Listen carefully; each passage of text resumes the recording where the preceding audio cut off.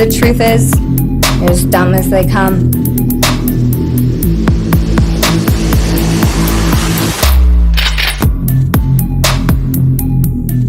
Huh?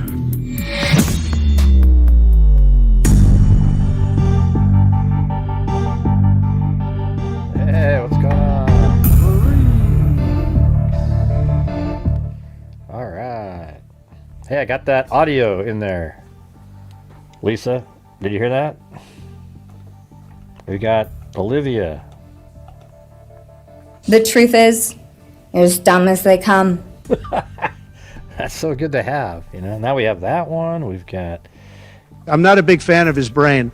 Yeah, there you go. All right. All right. Yeah, so Ashley Banfield did an interview with somebody, and she actually talked to the coroner in the Elena Moore case, so we're going to go over her interview. I put the link in the description. Ashley Banfield, on her channel. The link's in the description.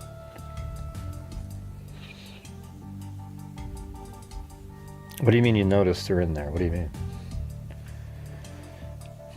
I just played it while it was... Yeah.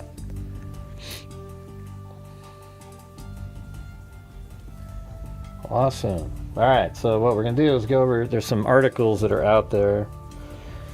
I don't know, I saw Chris McDonough. He said he went out to Nancy Guthrie's property. You know, I've been sort of debating on going out there, but he says he's found stuff that nobody else has ever seen. I guess we'll have to wait and see what that is. You know, I don't know what the stuff nobody else would ever seen if you're just filming the house. It's like, you know, the house is the house. You know, if I went there, I'd probably drive around and do the routes that seem most likely based on where the cameras are and how easy it would be to get around. You know, probably be interesting to try it at night or something like that. So, I don't know. That's what I would do.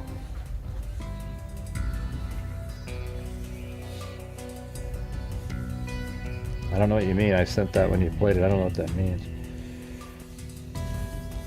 Let's see. My internet has been off and on all day.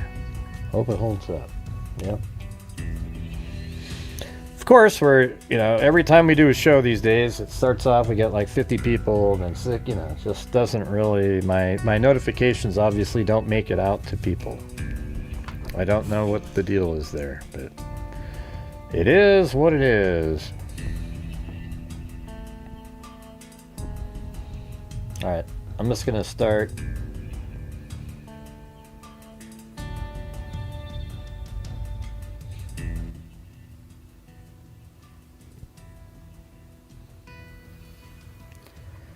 With a couple of these articles here.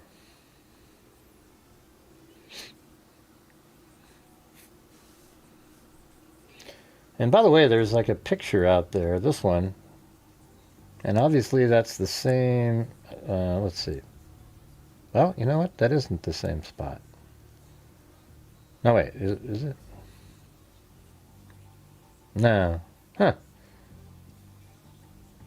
I don't get it. Hold on a second. I mean, that looks absolutely identical. Look at that up there. See this?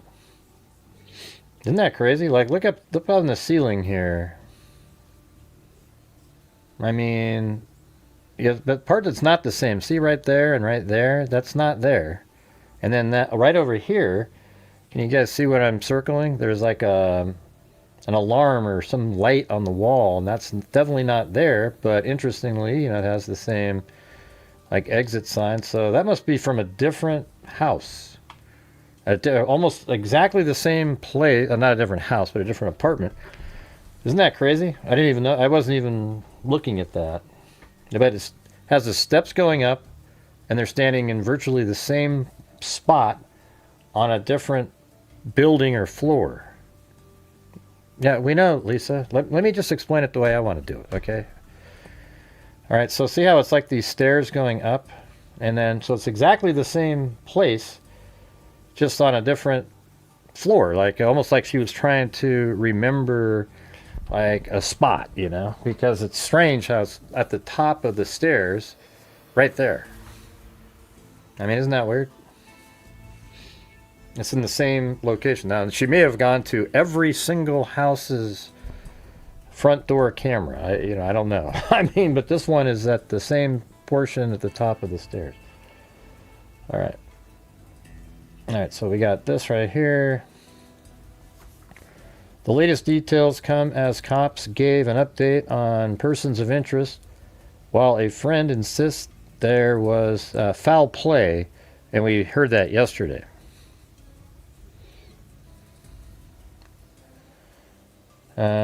While a friend insists there was foul play in the Elena Moore disappearance, and we listened to that. That was on Brian Enton's show. The body has not been confirmed as Moore's, but police said the woman was dressed in clothes matching the missing 39-year-old's description. Police found the woman's body on Wednesday in a wooded area in Lexington, South Carolina. But hey guys, here we are. We have another show today. This is our, we are now on the 19th of the month. If you guys could please help support the channel during this show, that would be great. We're at 0, all the way across the board. Makes it a tough start like that.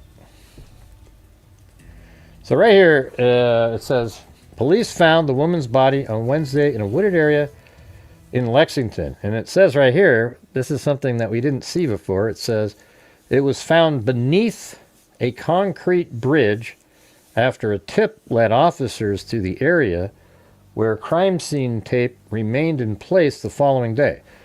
Okay, so that information seems to verify that one Facebook user who put a flower, and that's exactly what this would be. See, there's a cement bridge here, and there are no other bridges going down this direction. You know, this is the school area. There does not appear to be. Let me just double check. We could check right here, maybe. Yeah, there's no other bridges that you would go over other than that first one that was down there. So now we can safely say that that video that was on Facebook, which is right here. Let's see. Yeah, this one. That is likely the spot. These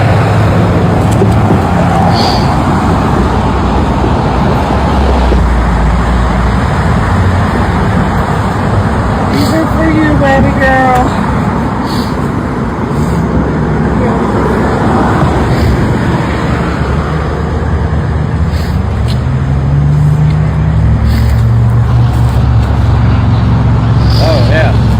I didn't notice that till just now, but there's actually crime scene tape in there. See that? I didn't even see that. I don't know why I missed that yesterday, but.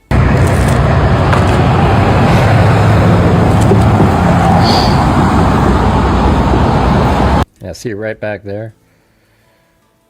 Now, when they say under the bridge, was she literally under the bridge, or just meaning, like, you know, down below where the bridge is?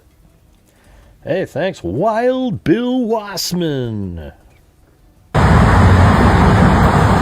We're not at 000 anymore. Thank you. These are for you, baby girl.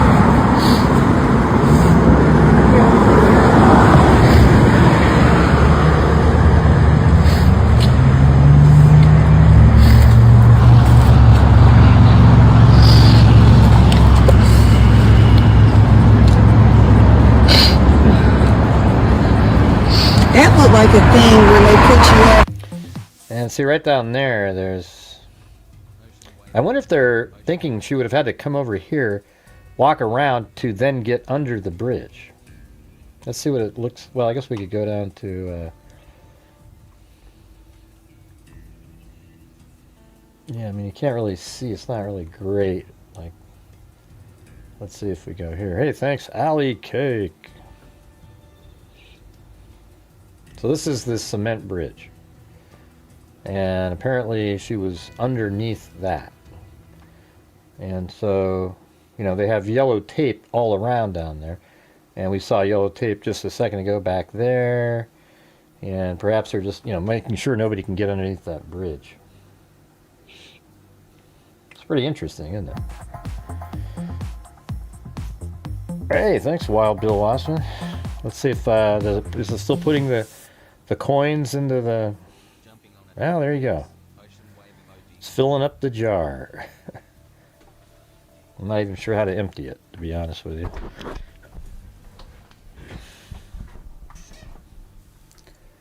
All right, anyways, let's get back to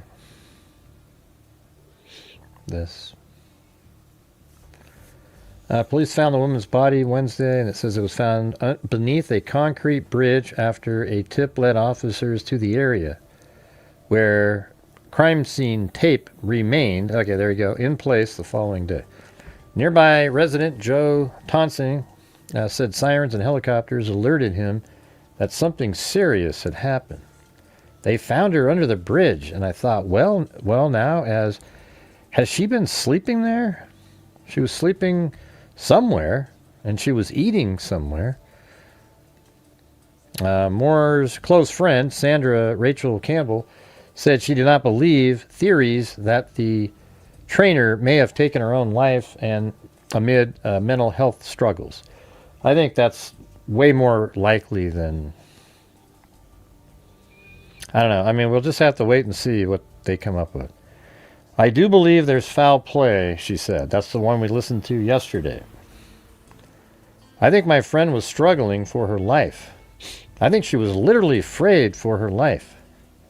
Did she look afraid for her life in that picture right there? Does she look afraid for her life? Does she look afraid for her life when she's this one right there? No. Okay, so this was earlier.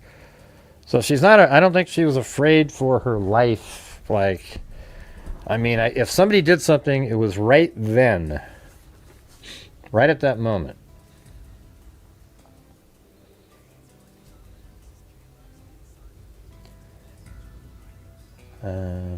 Yeah, so I was just reading this one. Okay. So Lexington Police Department inspects Missy Silcox told Newsweek on Tuesday that investigators did not indicate foul play.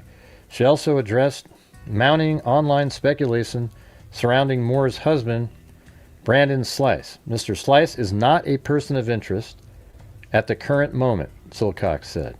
Private investigator Harry Dukes told the outlet that Slice had been cooperating with investigators. Slice reported his wife missing on June 12th, one day after she was last seen. Yeah, but I mean, were they, you know, what were they doing? Were they staying together at that point? Or, I mean, how were things? Police Chief Terrence Green said crews found the body shortly before 3 p.m. Wednesday after receiving a tip about the Old Cherokee Road area. Authorities are waiting for the Lexington County Coroner's Office to formally identify the remains. Well, I think that's already happened.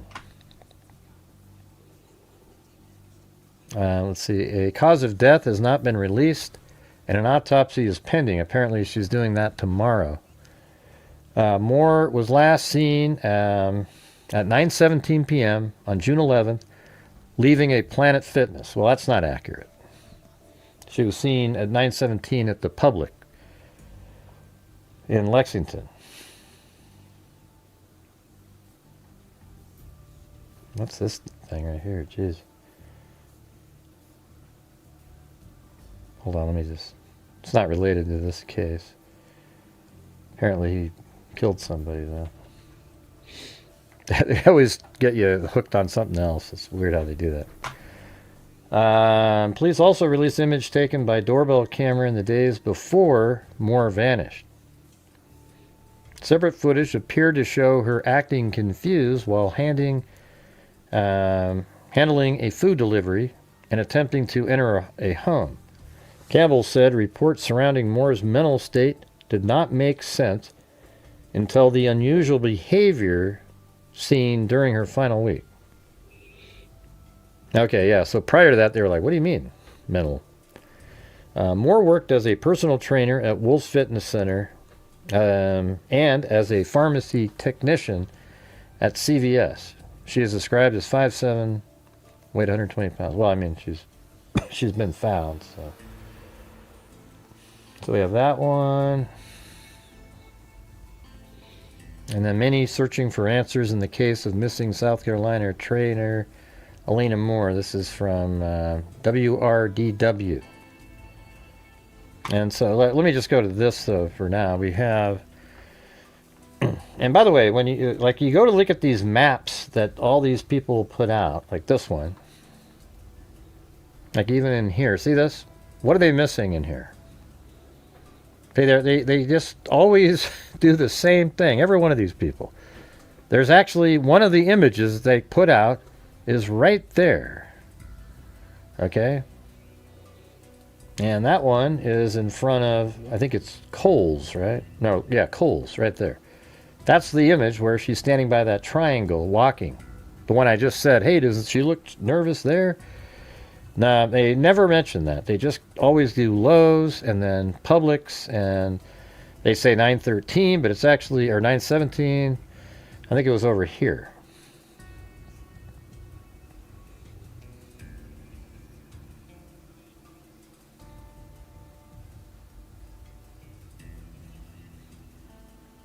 Yeah, I saw it, Juju. I'm not covering it. I'm doing something else. And it's just 4 minutes long, and it's not even interesting, to be honest with you. I watched it. It's just, yeah, exactly what you'd think. Hey, yeah, they grabbed him and they, you know. Your news at 11 starts with... All right, so it says flowers line the shoulder of Old Cherokee Road in Lexington as the community is left searching for answers in the disappearance of local fitness trainer Elena Moore. A body found Wednesday near that location is believed to be connected to Moore's case. You mean because it's her? I mean, it's ridiculous, these people, the way they write. Said in a Thursday, in like the abundance of trying to be, like, what do you mean? They found a person wearing exactly the same clothing she did on the route home. You think somebody, why don't you say they likely found her body instead of saying shit like, well, a body was found Wednesday near the location is believed to be connected, in some way. We just aren't sure. Yeah, no, I saw it. Lisa sent me that one. Man, you put Nancy Guthrie's name in the title, and Jason, boom, he shows up. All right. All right, so let's see. Moore 39 was reported missing a week ago. According to investigators, the timeline places Moore at the Planet Fitness along Whiteford Way in Lexington. She was then seen in video footage walking towards a wooded area near a Lowe's. And that's why I have it like this. So she's at Planet Fitness over here. And then she walks towards a wooded area by Lowe's. Well, there's no wooded area out here unless you count a tree as being a wooded area. So that means on camera, as we show, there's a camera there and there's a camera over there. Probably filmed her walking back here. And then she probably came around the back over here. And because then we know that she's walking right there in front of Kohl's. And then she's walking right here in front of Publix at like 917.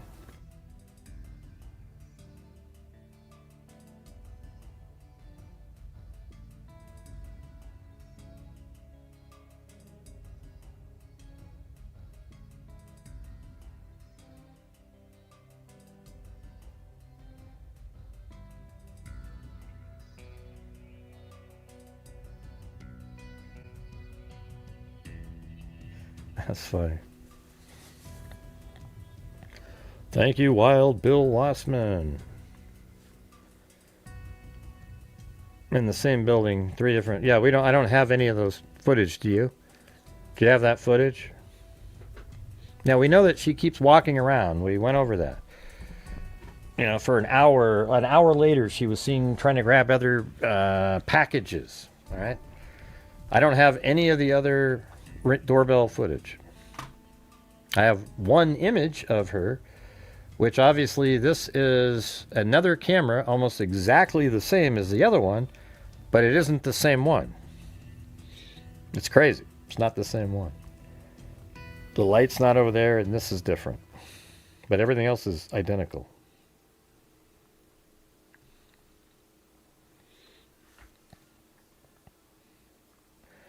Anyways, you have her walking right here by Publix, this direction, and then it just kind of makes sense that she would go this direction and head home. She's heading home. She lives right over here. See that? Like it's almost... I mean, we went over this yesterday multiple times. And then she's found underneath this bridge over here. Now, what does that mean? I mean, she could have been, just sort of living under there. I mean, that sounds ridiculous, really. I don't know what she was doing. But, if she's under it, if you want to do a nefarious angle, you'd have to come up with there was a guy standing over here, and when she walked by, goes, hey, come back, put a gun on her and forced her underneath the bridge and did something as she's heading home. All right? But it seems like she was already, we know that a week before she was struggling mentally. I don't know what was going on that day. That's what I said, yeah, autopsy tomorrow.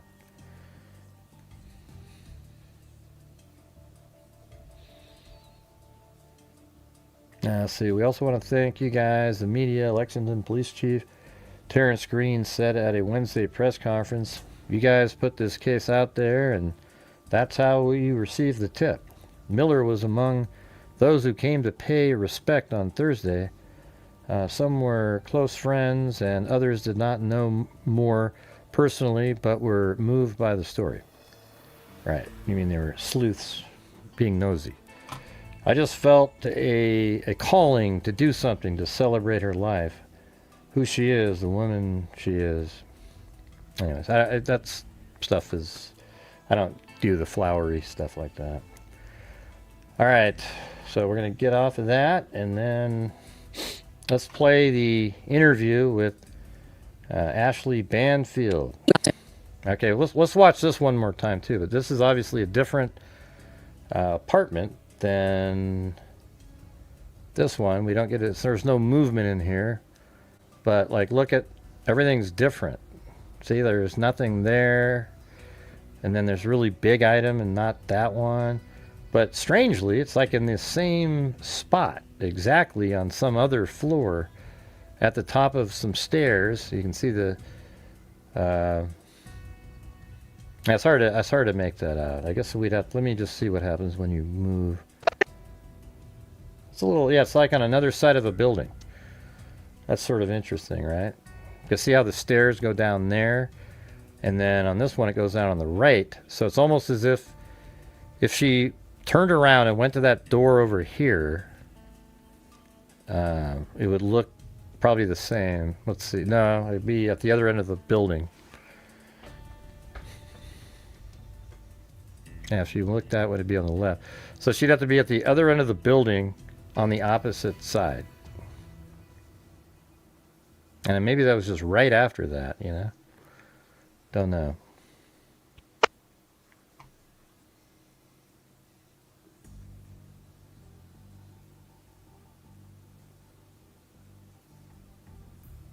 How do we know that he didn't come ID too?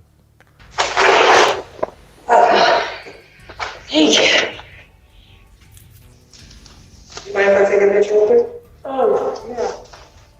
You can take that one. I just want to take a picture of the door. Thank you.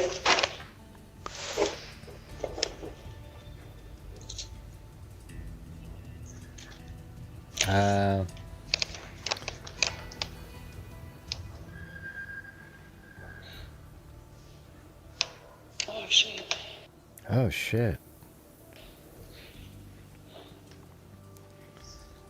And so why is she still standing there? It's so weird to me. That she's... Because think about it from her perspective. She just walks up and she grabs some other door's meal. So why would she just still be standing there? Why wouldn't you just sort of pick it up and then try to go into the door if you thought that was your door? Yeah, I thought maybe the sex working thing. I don't know if it's a real possibility. It just seemed like after that she said something like, oh, you just want it delivery? Like, well, what was the other thing that you'd just...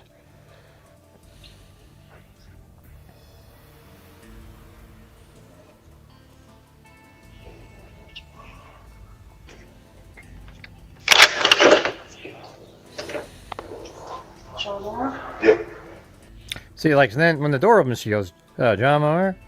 Or I forgot what his name is. Moore, yeah. And then, this is for you. She, like, went right into, here's your meal mode. You know, like DoorDash delivery. I'm your DoorDash delivery person. So that means that she was aware that she's, you know.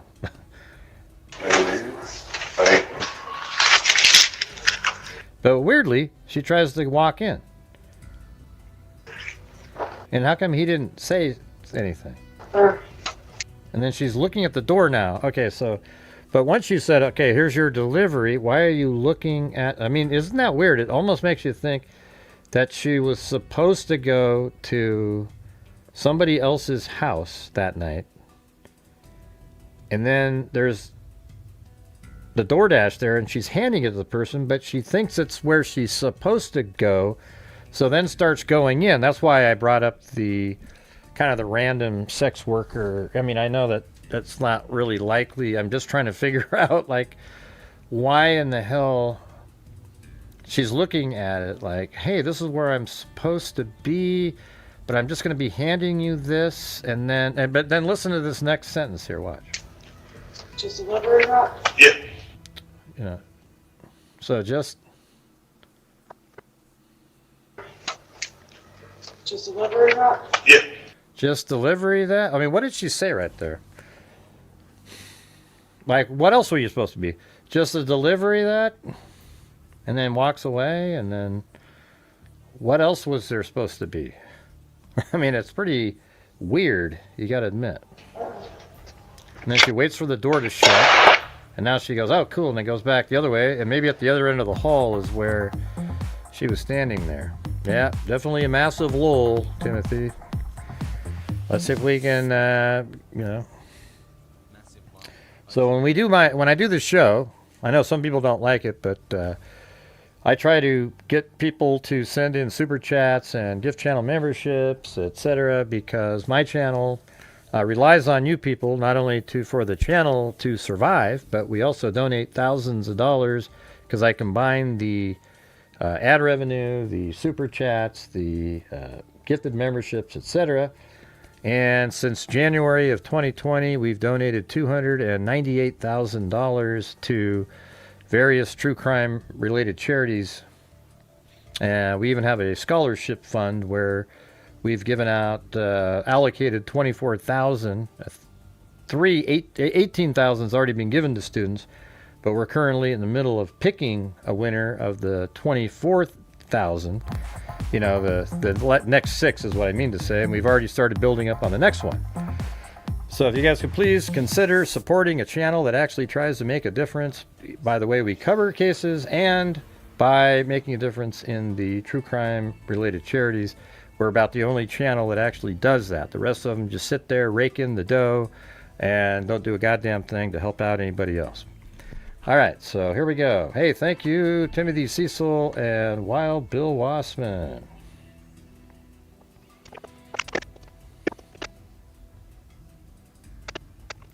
Let me watch how this first came into play again. I mean, she went right to that door. Thank you. You mind if I take a picture with her? Oh, And then that lady thought that that was her. yeah. You can take that one. I just want to take a picture of the door. Thank you.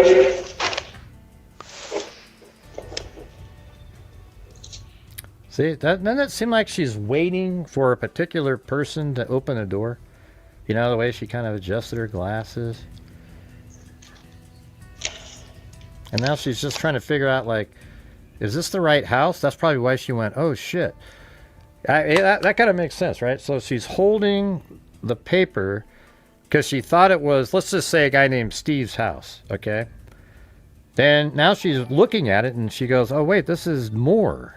She's like, oh, shit. And she's holding it like she was going to bring in the food or whatever, right? And then it's like this other guy, and then that person opens the door and she's confused and then hands it to him.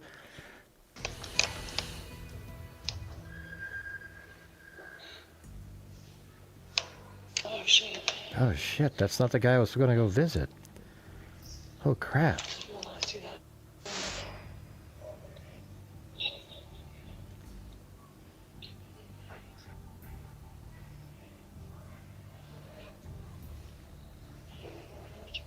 Thanks, Lori. And she didn't even, like, flinch when that door opened. John Moore? John Moore? Yep. Yep. This is for you. That's for you. It's such a awkward, the whole thing is awkward, right?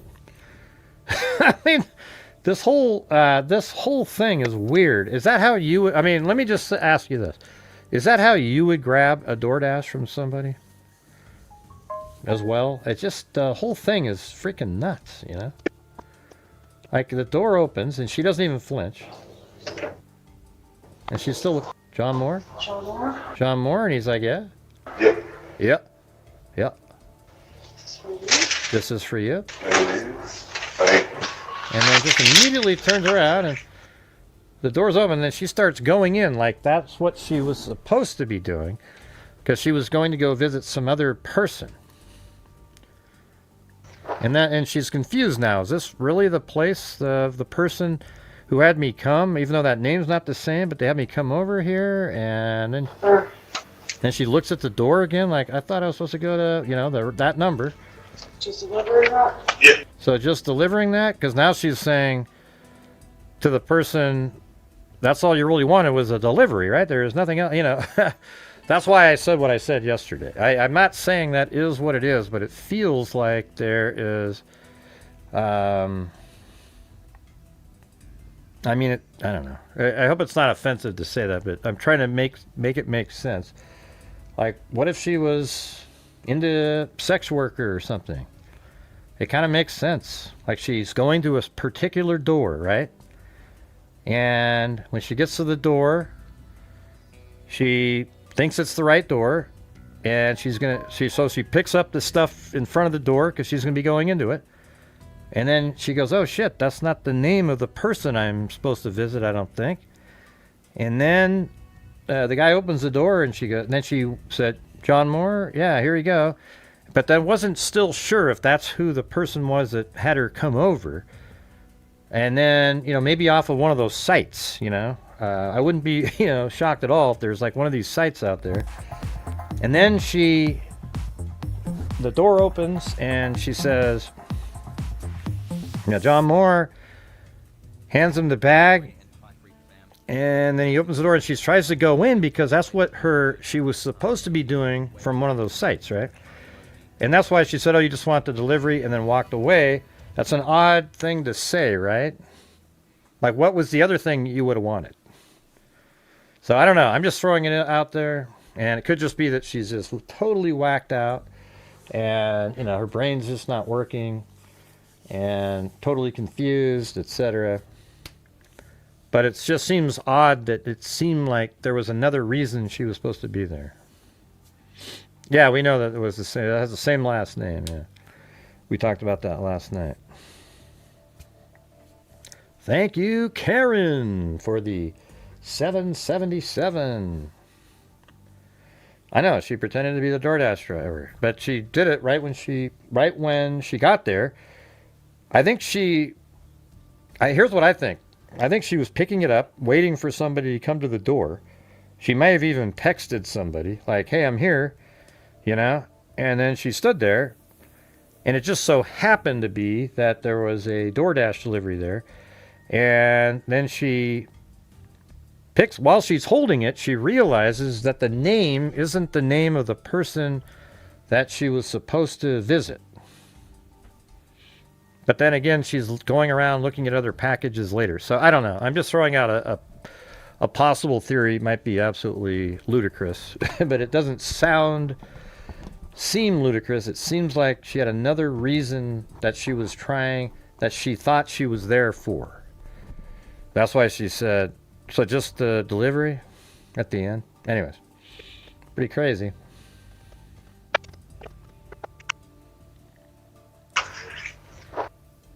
And then she looks again at the door like she's at the wrong place, you know. Just delivery that? Just delivery that then? So you don't want anything else, you know? And then she walks away.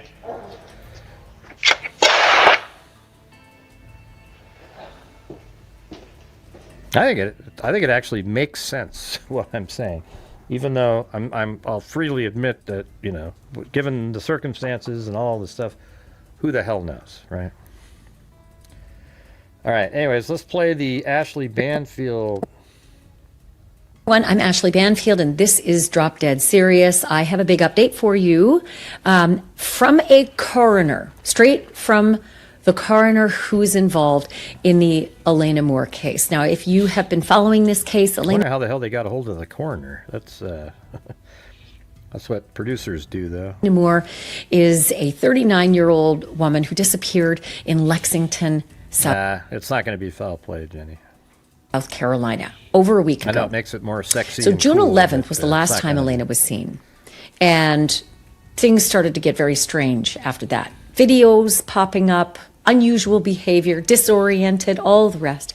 And in fact, I did an episode just yesterday with all of the details of her disappearance. I mean, I can't say 100%. Nothing currently points to foul play in my mind. Other than, you know, the part that's a little weird is that she goes to a gym, you know, if she died intentionally, it's weird that you'd work out first. Appearance and the Ring camera video that surfaced and the people who encountered her and had such an unusual just repartee with her right before she vanished. And that's linked in the description, so I highly recommend you check that out. It's quick and you can get up to speed on the case. But yesterday, a press conference was held in which the Lexington Police Department said they found a body, but they would not say that it was Elena. What they did say was that it's somebody who's wearing the same clothes that Elena was last of course it's her, right? I mean, seen in before she disappeared. So that leads us to believe that it may very well be her, but we're not saying it for sure because I'm going to tell you that's her. They said they have to wait for the coroner. And I'm the one that says it. Well, you can stick with it, Jenny, but what you should go with what I do is if facts develop that put me in another direction, that's where I go. You just want it to be something because there's literally nothing that points to it. See, that's the difference. I spoke with the coroner today. Very interesting discussion. The coroner can't say for sure exactly what happened to Elena. There you go. And yeah. That person is also traveling. But there is a full autopsy scheduled for Saturday. Isn't that weird? It's like, that shows that it's likely some sort of medical condition or drugs, something like that. Saturday. That's in 2 days. And the results of that... Maybe she was, I don't know, trying to get money. I don't know. It's possible. What if she was doing different drugs that we aren't aware of?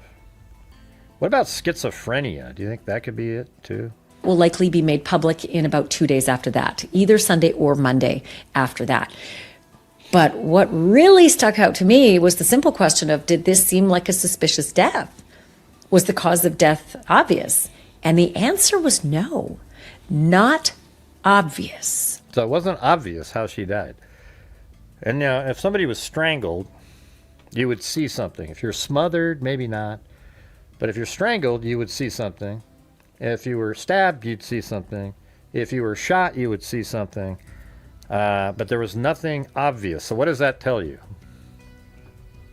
It tells you that it's likely a medical condition or drugs at this point, right? Hey, look at Karen said she'll do, if we get $10 in super chats, she'll donate 10 herself. She'll match that. A little mini challenge there.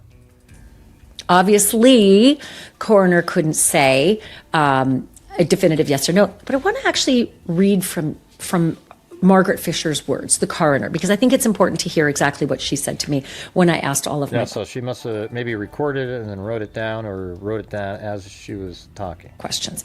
Okay, she said, autopsy is scheduled for Saturday at 10 a.m. We do not have a cause of death, and we should have a positive identification on this female by Saturday. I'm not sure if foul play is suspected, as that would be a law enforcement question. At this point, and from my experienced perspective, I could not tell. Nothing obvious at that point. The condition of the body will not be released at this time, as the investigation with law enforcement is still going on. We will hopefully know more by Monday, as we should be doing a news conference on Monday morning unless there is an unforeseen circumstance that arises. So that, okay. No, we called the Rachel Morin on day one, so you're a day behind. Okay, super interesting to me, because if you find a body in the woods, someone who's been missing, for a week, and that person has been murdered, say shot or stabbed or beaten to death, those things are usually obvious. And so this coroner, quote from her experienced perspective, did not say that this was obvious, right? At this point, from my experienced perspective, I could. Hey, you guys, we need $4 more worth of gifted or something up there to match. Oh, there you go. There's Allie Cake did it. Thank you. Could not tell. Nothing obvious at that point, she says. So now I am left wondering, okay, well, would strangulation be obvious? I would think you'd see bruising on the neck. Right. And this is what I said yesterday. Maybe not. Because if this body, and I'm not going to say it's Elena yet, but if this body had been there for, say, a week in the South Carolina heat, perhaps there was an advanced stage of decomposition, which might make it less obvious to see what the actual cause of death might be, right? Or the manner. Like, is this a suicide? Is this an accidental suicide, like an overdose? Is this a homicide, meaning someone did this to her, as opposed to her doing it to herself? Maybe those things are just a little too tricky until you've got your autopsy results. That I can fully respect. But at first blush, typically you can tell the big things if you're the coroner. So this just led me to think so much more about the intersection of all the details, right, of what happened with Elena. She's seen wandering in unusual places 6 miles away from her home, but only a half mile away from the Planet Fitness where she was last seen. She signed into the Planet Fitness just after 6 o'clock at night on June 11th. Her husband didn't report her missing till the next day. And obviously when the story became big and the media picked up on it and Elena's picture was shown, all over the press, people started to clue in and say, oh, I actually think I've seen that girl. And they also said that they got a tip last week from a member of the public saying that they had seen Elena, or someone who looked like Elena, in this area, which was what brought the Lexington police to search that area. And lo and behold, they found a body. And it is the body of a woman wearing similar clothing. And you probably saw the black spandex workout tights with... Look. If there's somebody wearing the same clothing found exactly where a tip came in and on the route home, and she's missing, it's 99.99999% chance her. It's crazy to me that people should be saying, yeah, it's extremely likely this is her, but we're waiting for the coroner to give us the final confirmation. That's, I'm okay with that. But when people go, yeah, we're just waiting, we don't know yet. No, you do know, okay? You do know. All right, unless this is some crazy wackadoodle case where somebody killed some other lady and dressed her in the same clothing that Elena was wearing and then called in the tip. You see what I'm saying? It's lunacy. That shit never happens. Gray, I read this one book one time. It was... Okay, well, it was a book. An olive-colored, athletic top. They said that the clothing that, the body was found in was similar. Still doesn't mean it's Elena, but it leads us... Hey, blessed diet. What makes it, you said, very suspicious case. What makes it very suspicious to you? Go ahead. Point out the elements that make it very suspicious. I'll give you the chance. You just said she did not sign out of Planet Fitness? How do you know? Maybe they just never showed that video. Or she walked out the door. I mean, I'm just saying, it's like, that doesn't seem weird at all. Here's what we do know, is that we have her on camera. I don't have it, but they have her leaving Planet Fitness. Let me show you, okay, before you get all riled up. We can go over here and zoom in, and look, I could actually see the camera. There's a camera right there. See that one? That camera right there likely filmed her kind of going around the back, which is headed towards the woods. Okay, and then when she came back around the other side of Lowe's over here, she necessarily would have had to come around the other side of Lowe's. And by the way, the original Planet Fitness, it's also possible she went around this side because there's cameras over here. Watch. Look at that. There's a camera right there. And you come over here, and we just haven't seen it. So the fact that we haven't seen it, just use common sense, logic, and reason and work through cases. Don't just sort of go, wow, we don't have this, therefore there's something really shady. That's what people do. So here's another camera right there. So it's possible she walked out this direction towards the woods there. And they knew that. They just don't have any cameras on the back side, perhaps. So let's just say she went out this direction instead of how I have it. And then we know that she came out and is seen in front of Kohl's. All right. That is in this picture right here. Let me show you again for those who missed it yesterday. We'll go to this. Now that picture right there, see that? That is in front of Kohl's. Not one news outlet has mentioned that yet, other than mine, okay? In fact, it's right there. That's Kohl's. That's the little triangle you see in the shot. So if we move it down, see the little triangle, see the stop sign there? And we'll go right down to Street View, right there. And there's the stop sign, there's the triangle. So she's literally standing right there in that image. See, look, she's just stepping her foot right there. Okay, so she walks by Kohl's. So at that point, that's where you start now. You don't need to worry about Planet Fitness or anything. What time was she walking in front of Kohl's? Because you see her walking, she looks relatively calm. See that? She's just kind of looking around, just walking. And then they say, but we don't have, that she went in front of Publix, which is this building right over here. Let me type in Publix.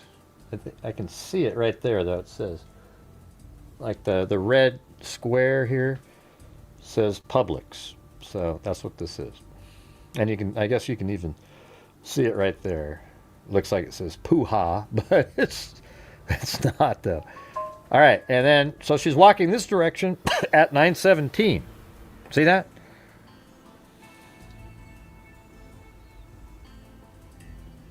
No, I didn't, Jenny. I didn't. All right, let's see. Yeah, I mean, everybody did right at the first point, right? But then they cleared him. And we thought it was some random killer right away in that case.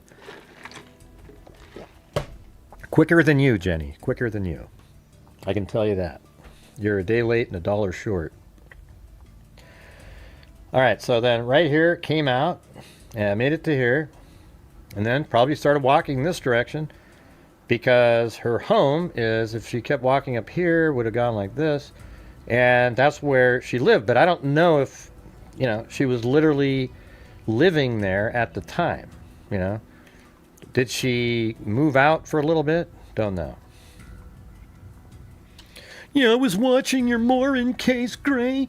You said... Yeah, I'd like to go see that again. No, I'm not going to, Jenny. I'm not going to. So let me guess it. Before you came in here today, you went and watched the Rachel Morin video. God, what an idiot. Jesus. Oh, my God. Oh, my God. What a clueless fool. All right. Hey, thanks, Karen. For my little buddy Benny. There he is, right there. Clancy's right on the other side of that. All right, let's get back to this. To believe it more than likely is. So the investigation's being handed off to SLED, South Carolina law. Just now you went and watched it? Just now? Like just now you went and watched that, Jenny. Is that what you're saying? Like right during the show, you got out and you went and watched it. Jesus. Enforcement Division. And no one's saying whether it is, you know, suspicious at this time. And we have to wait for that. But in the meantime, there are some weird things that we've discovered. So for starters, Elena's husband's name is Brannon, Brannon, Brannon Slice. And he's former law enforcement, which is interesting. He is now a private investigator, and he works for a law office. It's the law office of James R. Snell Jr. And it seems like she was in way better shape before, you know. I'm just trying to figure out if there's just some huge life thing that happened. Hey, my name is Brandon Slice, and I'm a private investigator. And prior to being a private investigator, I worked for the Lexington County Sheriff's Department for 14 years. And Did you watch the whole show, Jenny? Did you check out the end of it?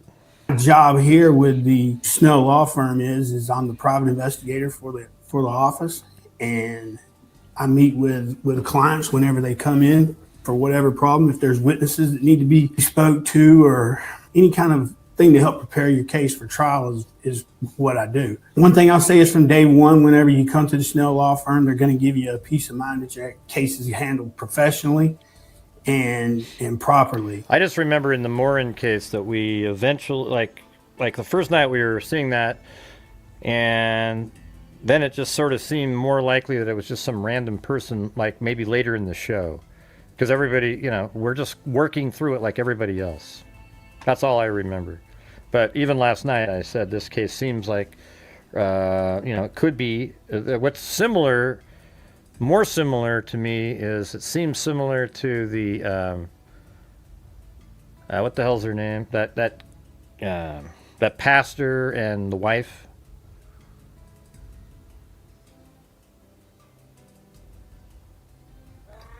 Jenny, I'm just not interested in what you have to say. I'm sorry. Hey, thank you, Colleen. Enjoy your true crime coverage. Hey, thank you. Appreciate it.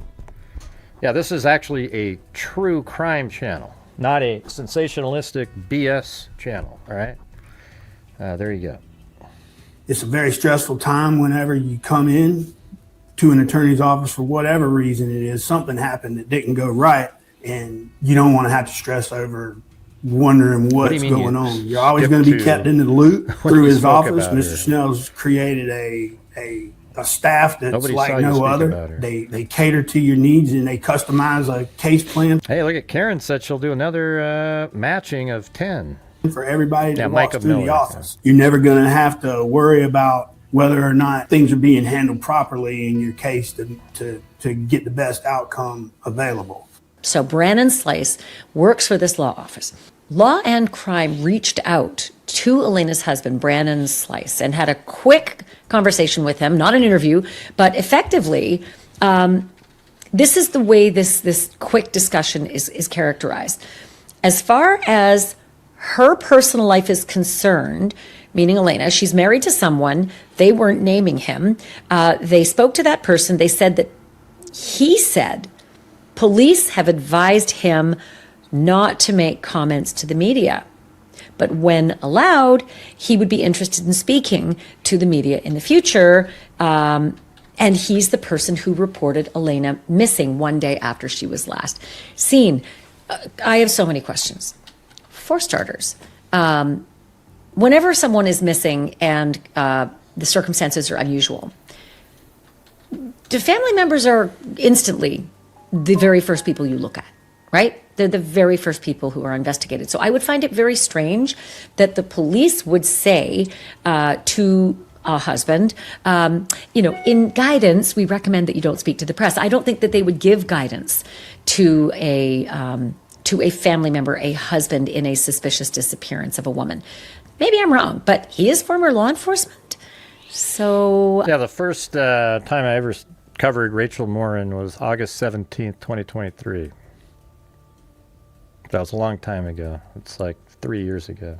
I do wonder if they're giving him special treatment. I don't know that, but it's the first thing I wonder is if this guy, who should be your first target of investigation, just not saying he did it, I'm just saying that every family member, when someone goes missing, is instantly questioned and you move out from the concentric circles. But this guy says that he was advised by the police not to talk. So we're hearing some different things on the ground. And from a very, very trusted source. If you know Sergeant Vicki Rains, you know she knows this business inside and out. And I say that because Vicki Rains is one of the stars of the hit Netflix series Missing, Dead or Alive. It's a true crime docuseries that follows investigators with the Richland County Sheriff's Department Missing Persons Unit. And if you've seen the show, you know that that's why I would have called her, right, for her expertise in this exact kind of thing, a suspicious disappearance of a woman. But there's even more to Vicki Rains. Sergeant Vicki Rains in Richland County is a stone's throw from Lexington.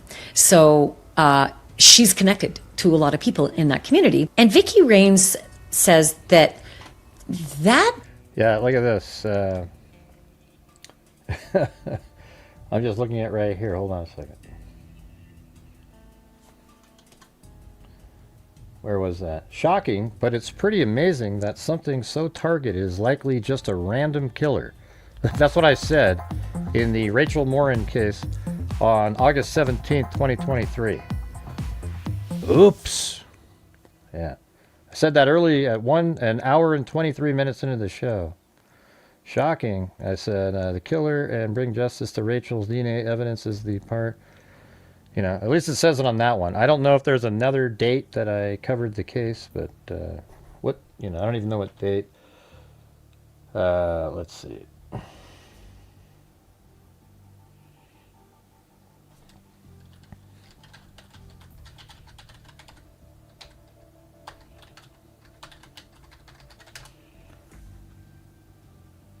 Yeah, August 5th, and this is August 17th, so I don't know if this is the same. This is the earliest one I could find, though, that her name shows up. So, might be an earlier one, don't know. All right, here we go. Description from Elena's husband that the police told me not to comment, and maybe later I will, it doesn't pass muster. She says the only person who would say something like that to the police or have a communication would be his lawyer.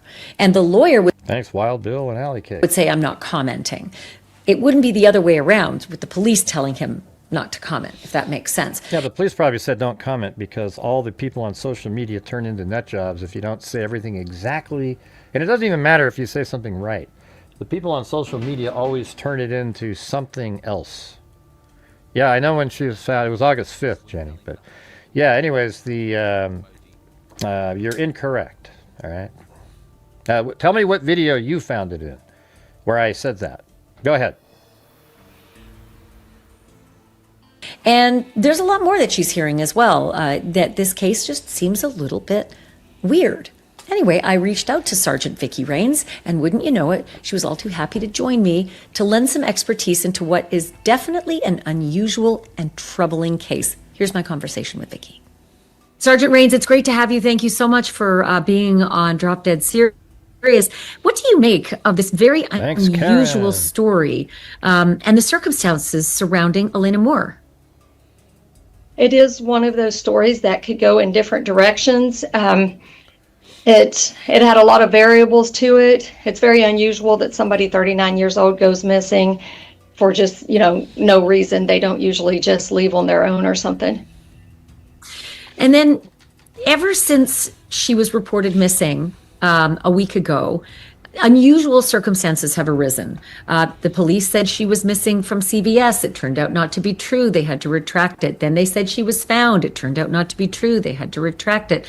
Then we saw images of her at Planet Fitness. And then we found images of her with neighbors, a half mile away, saying she showed up at their door disoriented.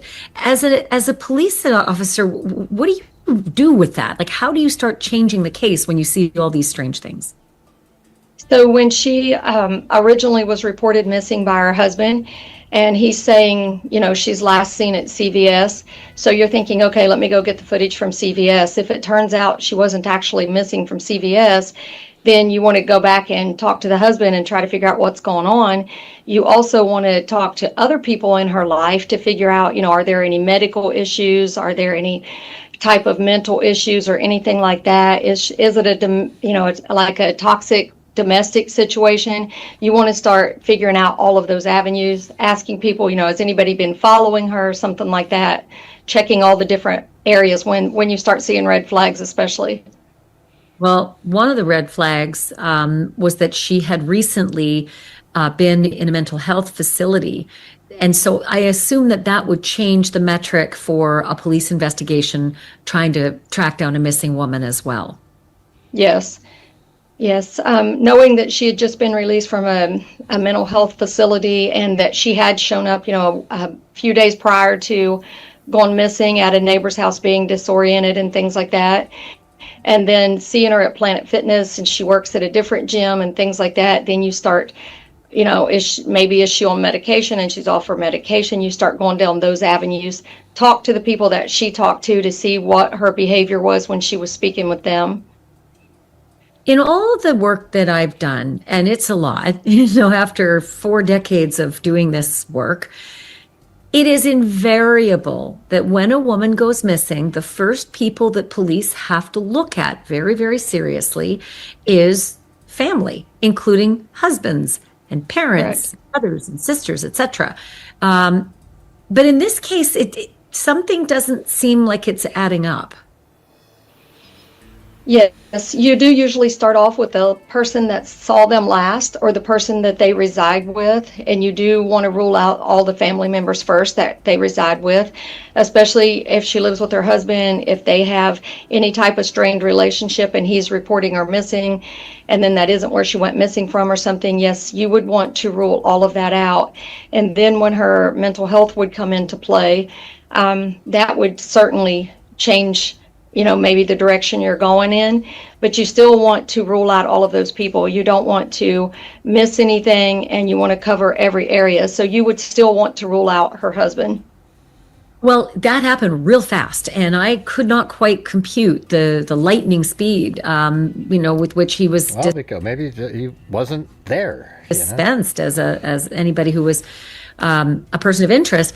It happened even before they found a body. And again, they found a body. So far, they haven't said it's Elena. It seems like it might be. What if he was out of town and they were just immediately able to say, yeah, no, he had nothing to do with it? Clothing matches, etc. Right. But it seemed very, very quick to say that the husband is not a person of interest. Did it seem quick to you? I would say I would probably wait till the autopsy was back and get some more concrete results of, get the toxicology back and things like that. But if they have found out other... Right? Like they ruled him out before a body had even been found. She was still missing, and they've ruled him out as a person of interest. That's why I was a little surprised at the timing. If he could show where he was at the times that she was at Planet Fitness and on the other video, if he could show where he was at, that he had nothing to do with it, he was nowhere near there. If he was on video somewhere else or something, if maybe all the evidence they had showed that he was not even in the vicinity of her and couldn't have had anything to do with it, it, that could be a reason that maybe they would rule him out if they could show that he was nowhere near her at the time. If he had checked in, somewhere where he had to use his ID or something. But I always smell a rat anyway, just because I've been at this game too long. And Right. I've seen proxy crimes being committed. So somebody has a Yeah, I perfect mean, it's possible that he, maybe he hired somebody, I guess. alibi, but they've actually orchestrated someone else to commit a crime. Absolutely. And until you go down all those avenues, police aren't usually quick to rule people out. It just seemed in this case Right. I agree. I feel the same way. Any of these cases that I've worked, I haven't ruled people out until I had everything back and everything in order. And, you're going to check every area. And like you said, you never know. You never know if it's by proxy or something. So I wouldn't have probably ruled him out, but I don't know, what evidence they have or what their reason was for that. But I probably would have even, saying a person of interest doesn't mean a suspect. So I may have still said a person of interest just till I figured out, what her toxicology was, or, had she taken something. I probably would have waited as well. Yeah, and there were some odd statements that were made. Law and Crime had a quick conversation with this husband who said that the police had advised him not to speak to the media. Is that the way it works? I mean, not typically, unless there's something about the case that law enforcement would not want the public to know. Like sometimes in a homicide, things that only a suspect would know, we may not want the family to give those out so that, we can work the case. But in this situation, she's a missing person. So I would have thought that maybe speaking to the police speaking to the media would have been very helpful to get it out and, hey, this is where she could be or something like that. So I don't know why they would have told him that in this case, but I guess if he's saying they did. You hit the nail on the head.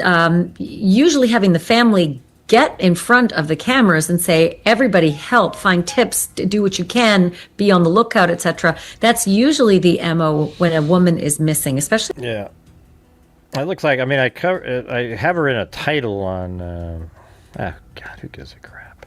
I keep looking up when it was like the 7th of August, 2023.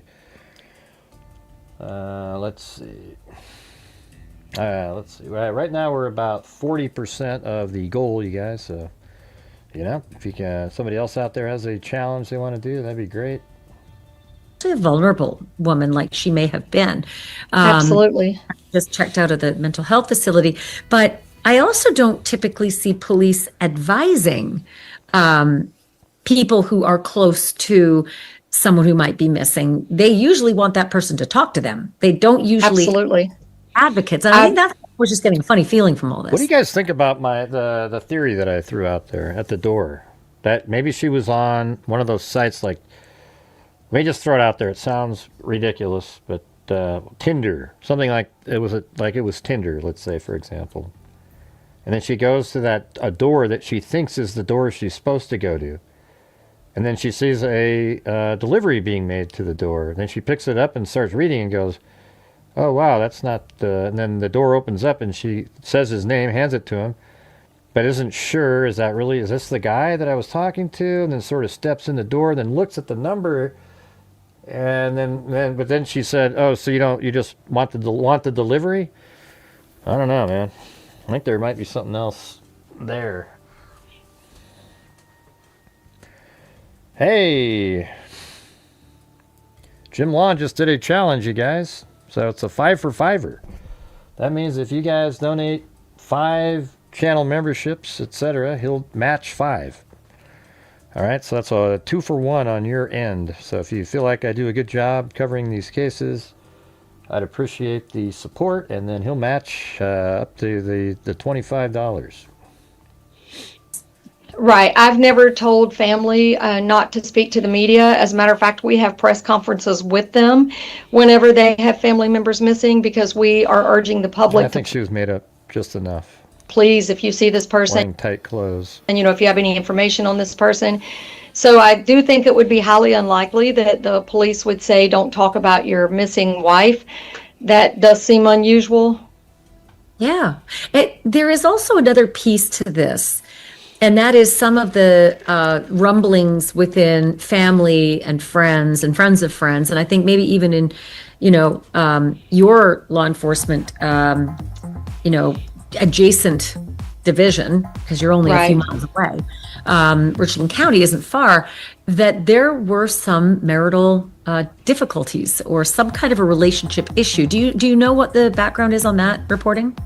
I have heard that from, I disagree, Sandy. I don't know her I'm personally, but removing we your have comment. mutual friends, and I have heard that they had, some domestic situations in their relationship, that maybe things weren't going really smooth, that she had told people that, she had some issues with him and she'd gone in.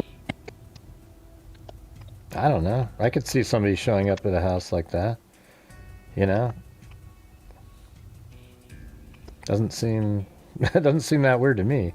She just doesn't really, she's, I don't know.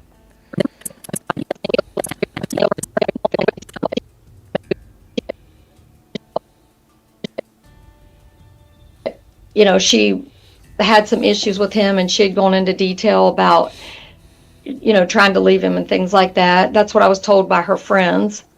Well, that's always a red flag when a woman goes missing. Then there were Right. some rumors that they weren't living together, but I think you've got sources that suggested they indeed were. Yes, they had, so some people reached out to me to ask, Hey, thanks, Alley Cake and Wild Bill. like they had information about this case or information about her, and they would reach out and ask, hey, do you know about this, and give me information about things. Some of them would be her friends, and they would say, did you know? And they would just provide information that was, something they would say, like, they Yeah, maybe when she saw the girlfriend, she was like, oh wait, this must be the wrong place too. don't really get along, and then I think she was in I heard that too, that she was right behind there. We talked about it the other day. this mental institution, this mental facility. Or yesterday. And then some people said that when she got out of the facility, she did not go back to his home. And then some people wasn't sure if she did or didn't. So, you hear all kinds of stories. You just have to vet all of those stories and what is true. You have to find out if she... Yeah, listen, Sandy, you're always contradicting, like you have this other inside knowledge or something. I don't know if that's what would happen. I have no idea. But it makes sense given what we hear her saying. That's all I'm saying. It might not be, and I said out loud, I don't know if it has anything to do with that, but you always like to just completely discredit something as if it has no shot. And I don't agree with you. I'm sorry. I'm better at this. wasn't staying at home, who was she staying with, Hey, thanks, Randizzle Randy. verify everything someone is telling you. Well, and then there's the issue of her last being seen on June 11th, but not being reported missing till June 12th by her husband. If they're not living together, that would make perfect sense. If they are living together, you think late at night on June 11th, you want to know why you can't reach your wife. Hey, it's, I don't know, Tay Logan? Tay Logan? How's it going? Do I know you? Wife and why she hasn't walked through the door. Right. Yeah. That was a concern of her friends, was like, is it normal to wait to not report someone missing? Well, if the wife or girlfriend filmed, then there must be another video of this, because that was the Ring doorbell camera that filmed that. And I said, well, if you know they're missing, the sooner the better. We always urge everyone, as soon as you know, let us know. The faster we can find them, the more chances there are of saving them. Usually that 24-hour period in the beginning is the most crucial time. Let me ask you something. When was the last time you actually went to the doctor? If you've been putting off a doctor's appointment because it's just... Yes, you do. I'm the law enforcement officer from Orem, Utah. You mean the one that we just kind of talked to outside the building? I don't know. I don't know what you're referring to. I mean, we talked to two of them regarding drones. That's all I remember. just too hard to find someone good who takes your insurance and can see you soon. I get it. That's why I love ZocDoc. Well, I'm not selling ZocDoc, but very unusual doorbell cam video.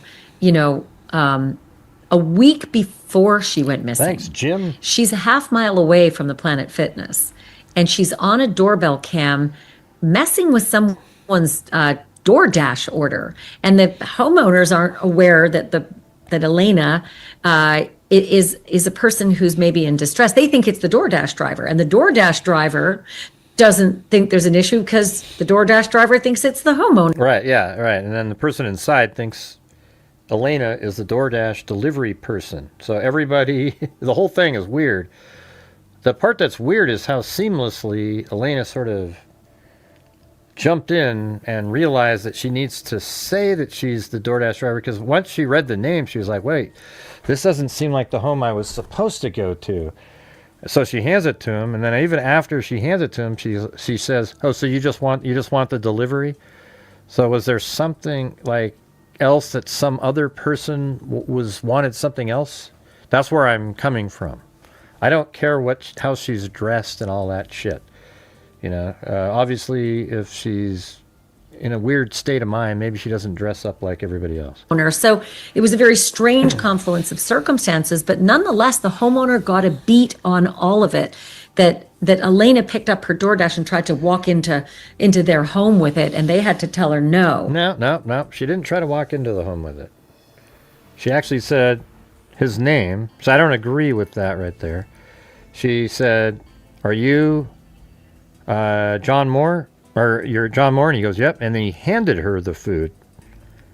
And then he started going in, and then he started following. She didn't try to go in with the food, you know? And then it actually seems less crazy what we saw than originally when you listen to what she says and does, okay? It's less crazy. Do you guys agree with that? Because before it's like, what the hell is she doing? She's just like going around.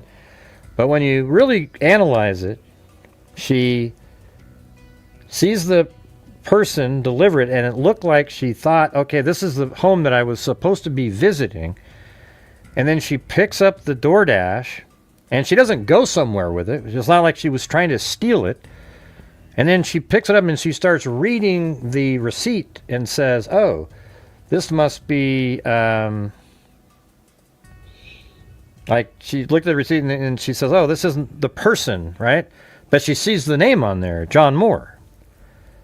And then when the door opens, she says, John Moore, hands him the bag.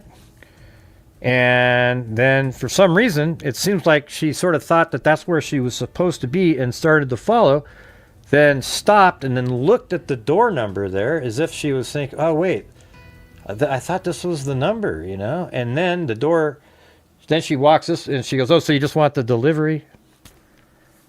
So it's a little, it's kind of, it might have more meaning than we originally thought.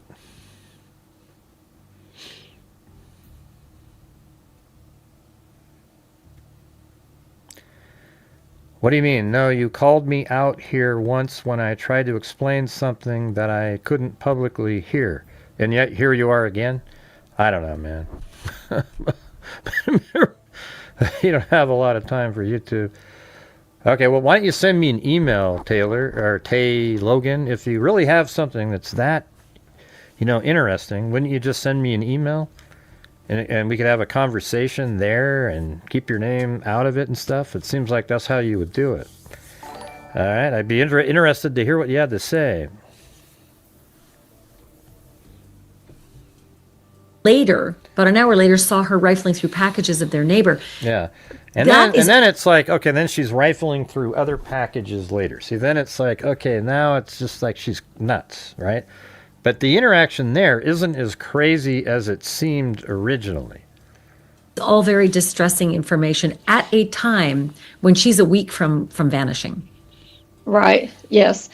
It is, and one of her friends said that when the neighbors said, hey, what are you doing? She was kind of like, well, I don't know, and was maybe like a little confused or something.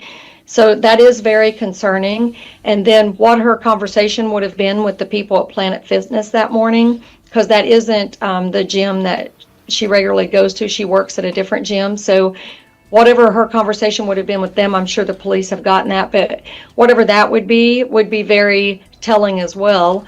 It would be, why was she there and what was she telling them? Yeah, I mean, she clearly looked like she was engaged with the front desk and having a conversation Right. of some kind. All right, I just sent you my email up there. Taylor Logan, probably. And if it could be a fly on the wall for that, because I Right. believe that may be the last known interaction that she had, at least that we know of at this point. She may very well have had other interactions, but it is odd. I have to say, Vicki, that it's odd that someone who's already having a difficulty in her life, meaning she'd just been in the mental health facility, then appears to be disoriented, then vanishes, but also has this difficult piece in her life where she's having troubles and relationship troubles with her husband.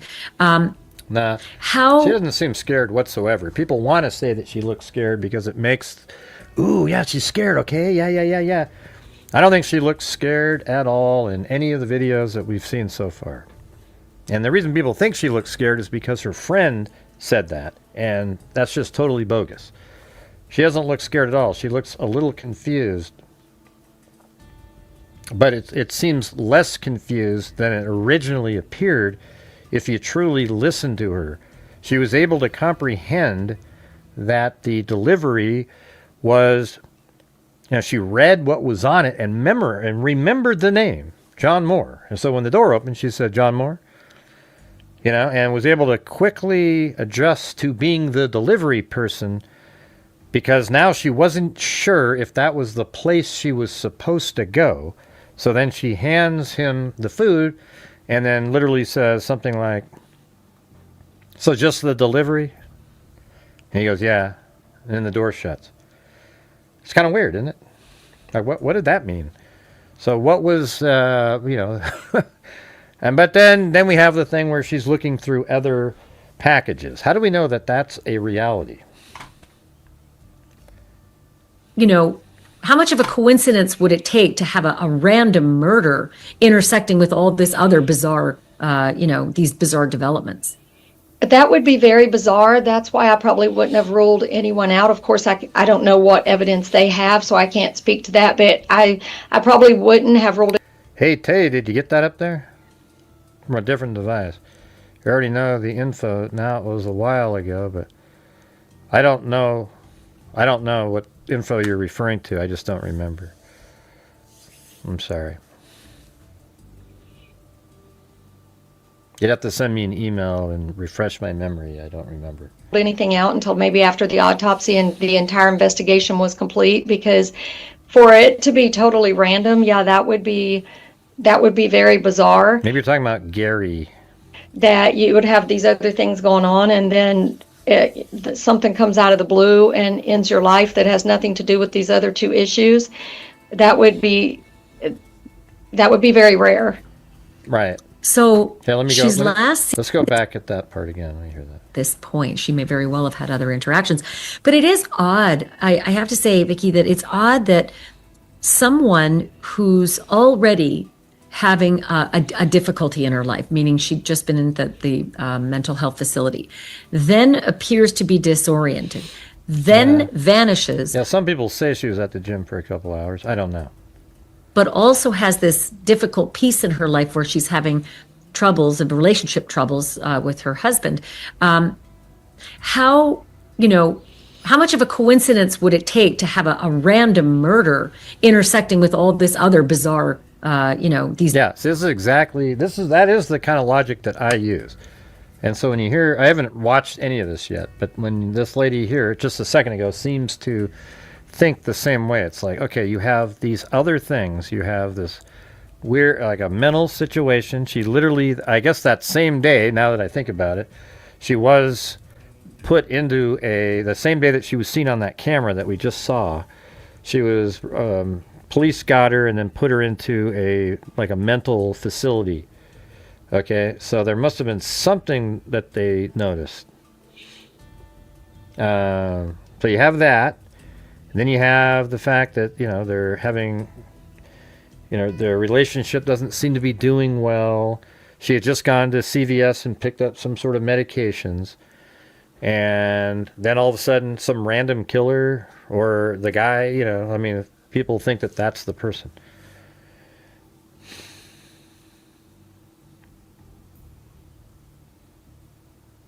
Okay, cool, yeah. Well, I've done a whole bunch of videos on the timeline. Did you message me later, just recently then? Because the two that I just did, I still have a third that I'm putting out there. No, he's calling me Gary because I said maybe you thought I was Gary. Bizarre developments. That would be And I'm referring to a comment in the chat over here. very bizarre. That's why I probably wouldn't have ruled anyone out. Of course, I don't know what evidence they have, so I can't speak to that. But I probably wouldn't have ruled anything out until maybe after the autopsy and the entire investigation was complete. Because for it to be totally random, yeah, that would be very bizarre. That you would have these other things going on, and then something comes out of the blue and ends your life that has nothing to do with these other two. Right. Well, that's the same thing that happened in the Delphi case, though, right? Apparently. You know, I have these bizarre conversations by Libby and Abby. Libby communicating with this nutjob catfisher, Keegan Kline, pretending to be Anthony Schatz. And he convinces the girls to go out to the bridge that day. And when they get there, Anthony Schatz isn't there, but there is a psycho killer that has nothing to do with Anthony Schatz there. Or Keegan Kline. Yeah, I don't buy it. Issues, that would be very rare. Yeah, exactly. So she's last seen on June 11th. She's reported missing June 12th. And on June 17, a body is found. In South Carolina, and you'll have to attest to this, you live right there in that vicinity. It's hot. The weather has likely been quite hot for a week. Yes. Body has been there for the better part of a week. What condition, and not to be... Well, there was two of them I put out in a row. One of them was, I'm talking to somebody in the chat too. This is regarding Charlie Kirk. I put out one that was before the dry run and everything. And then the second one was how it went down, you know, using the animations, different shots that are probably going to exist in real life, and then some shots that don't exist, but just kind of representing what Tyler Robinson did on the roof. Too macabre about it, but what condition would that body be in? It has been very hot. It's extremely humid here as well. So, but hey, guys, we're having one of those massive lulls again. We're currently only at about 56% of the goal. So if you guys have the ability to help support the channel, that'd be great. if a body was in the woods for 4 or 5 days or whatever the number of days was in that type of heat, and then it has also rained some, but it's very hot and humid, it would start, a decomposition. Would it be an advanced stage of decomposition, or would it really just be the beginnings with, say, let's just say 6 days, because that's the length of time, that's the max that it could be, because she's last seen on the 11th? It depends. If she was in an area of the woods that was maybe where the sun wasn't hitting and it was very shaded or something, that may help a little.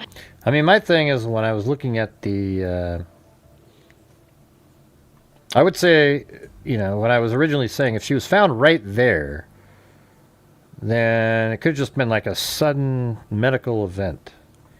But if you found her far away, like down over there, and perhaps even under the bridge, because it seems like you would have to climb over the area here where it's, it's not a far drop. See right there how you can just kind of step over, and then you could walk around, and then it looks like you just walk around, and then you can end up going, it goes down further. Like, this must be uphill a little bit. And then this is a bridge, and then she was apparently underneath this bridge here. But the only way to get underneath that bridge would be to go over this to this area where it's not a far drop, and then walk over there and go under it. It's not like a car could have hit her and then defy gravity and go shooting underneath the bridge. You know, and by the way, what does underneath the bridge mean? You know, does it mean literally underneath it or just sort of down below? You know. If she still had the hoodie on and everything that she was wearing in the video where she's, No, there's no mention of when she left Planet Fitness. There's people that say that she was there for 2 hours. That would make it like 8 something. But then we see her at this one right here. We don't know, but I would imagine this might be at like 9:10 or so. Because again, that shot right there is right over at Kohl's. So just around the corner. So you go, that's where she was found, right over here. And then here's Kohl's. That shot we were just looking at's right there. And then at 9:17, they say she walks by Publix over here. Now, some people said that she left Planet Fitness at 9:17, but it changes in every single article. So apparently there's going to be a press conference coming up on this one. And see, that's going to give us the answers, all right?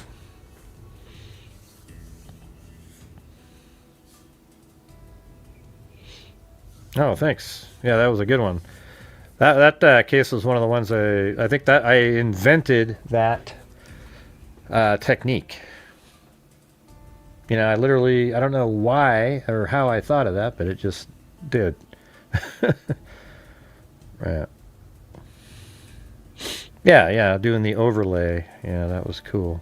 That was probably one of my best sleuthing moments, using a fire camera, filming a lake, and all you could see was lights moving around. So I took a daylight shot, put the lights over the daylight shot of the same shot, and you could see that one of the lights went into the water and slowly sank. And so that proved that the car went in the water. you know, it's going to be very hot and she's kind of more in the sun. I mean, it definitely makes it expedited for the weather to be as hot as it is.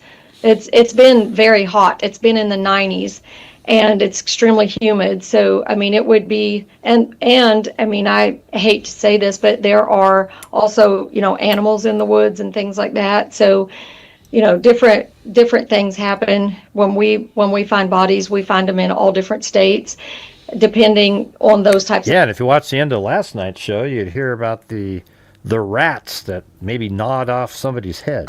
Remember that? Crazy. And by the way, I stayed up another hour or so looking into that case, and they did arrest somebody later, even though ChatGPT and everybody, they arrested some. It was this black person. I mean, I'd like to look into that. It seemed kind of strange, but he was on the run, and then they arrested him up in Canada, and then he got executed up in Canada for killing somebody, and so then the case just ended because he was the same person that they were after. So I don't know. I'd like to see, look at that a little bit. I don't know. Maybe I'll never look at it again, but it was pretty interesting. There was a lot of little twists and turns that went on. So things, if there have, been animals or the heat and weather and those type things. It was interesting that the police chief who gave the news conference yesterday was so reticent and just not willing to give any detail at all about the condition of this person, whether it was likely to be her. He said it was her clothing, but the coroner was very informative. And I was very interested in the brief repartee that I had with the coroner. Let me read what Margaret Fisher said, and I'd love to get your take on this, just as an investigator. Okay. He said, I asked if this, and this was a written Q&A that went back and forth. I asked if, in her opinion, foul play might be afoot here. And she said the autopsy is scheduled for Saturday. They don't have a cause of death. No, she's not cool, Jim. The Trigger Bunny lady. Yeah. They should have the positive ID for Saturday. Not. Then she said, I'm not sure if foul play is suspected, as that would be a law enforcement question. Queen trolls At there. this point, and from my experienced perspective, I could not tell. Nothing obvious at that point. What does that tell you? So if a coroner, anytime a coroner has...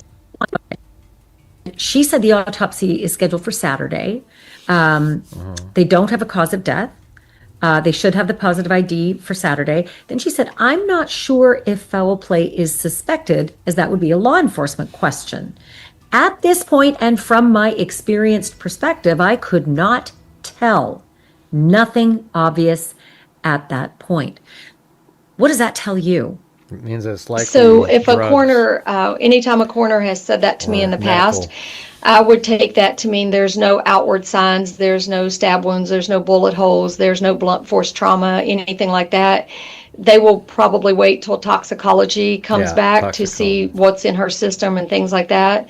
Wait for that type of stuff to get back. If she is saying that by her physically looking at her, she can't see any signs that would have caused this to happen, then... Did you guys see that up there? We had Wild Bill Wassman trying to go for a wave, and he got 0 people to follow it. So if you guys could help support the channel, we're still quite a ways away. We're over 140 away from the goal.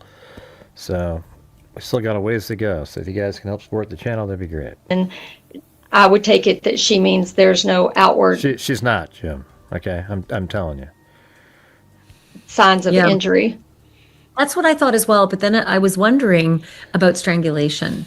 That's usually obvious unless someone's in an advanced stage of decomposition, which was why I asked about the weather. Can you sort of put those metrics together? A week, 6 days out and 90 degrees with humid conditions and animal activity potentially. And would you be able to tell as a coroner if strangulation was the manner of death? It depends, like you said, on the level of decomposition and things like that, or what condition the body was in, maybe, if it was fully intact or not, or something like that. But during the autopsy, a lot of times in a strangulation, the bone will be broken and you'll be able to tell that it was strangulation, even if there is decomposition on the outside, but that would happen during the autopsy. That's the hyoid bone, right? Correct. You wouldn't be able to know that during the autopsy. You wouldn't be able to see it. By the way, everybody, stop the show right now, and everybody go out and try this right now. Try to say hyoid bone 3 times fast, and if you say you did it, you're a liar, okay? I did, Gray. How dare you call me a liar? Listen, try saying hyoid bone as fast as you can 3 times. If you tell me you did it, you're a liar. Well, then I can't tell you that I did it, Gray, but I really did. Here comes Jenny. You watch this. She nailed it, man. She got everything. Here we go. Try to do it, man. Say hyoid bone 3 times. Hyoid bone, hyoid bone. You end up saying boing every single damn time. Hey, welcome at MN9. Yeah. Go ahead. Give it a shot.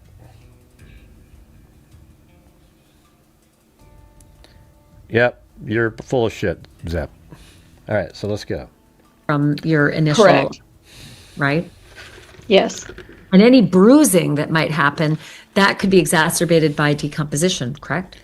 Yes. Right. Sometimes that could be hard to tell if there was bruising or depending on how they were strangled. I mean, if they were strangled this way instead of around the neck, it would be different. So it would depend more when the autopsy took place.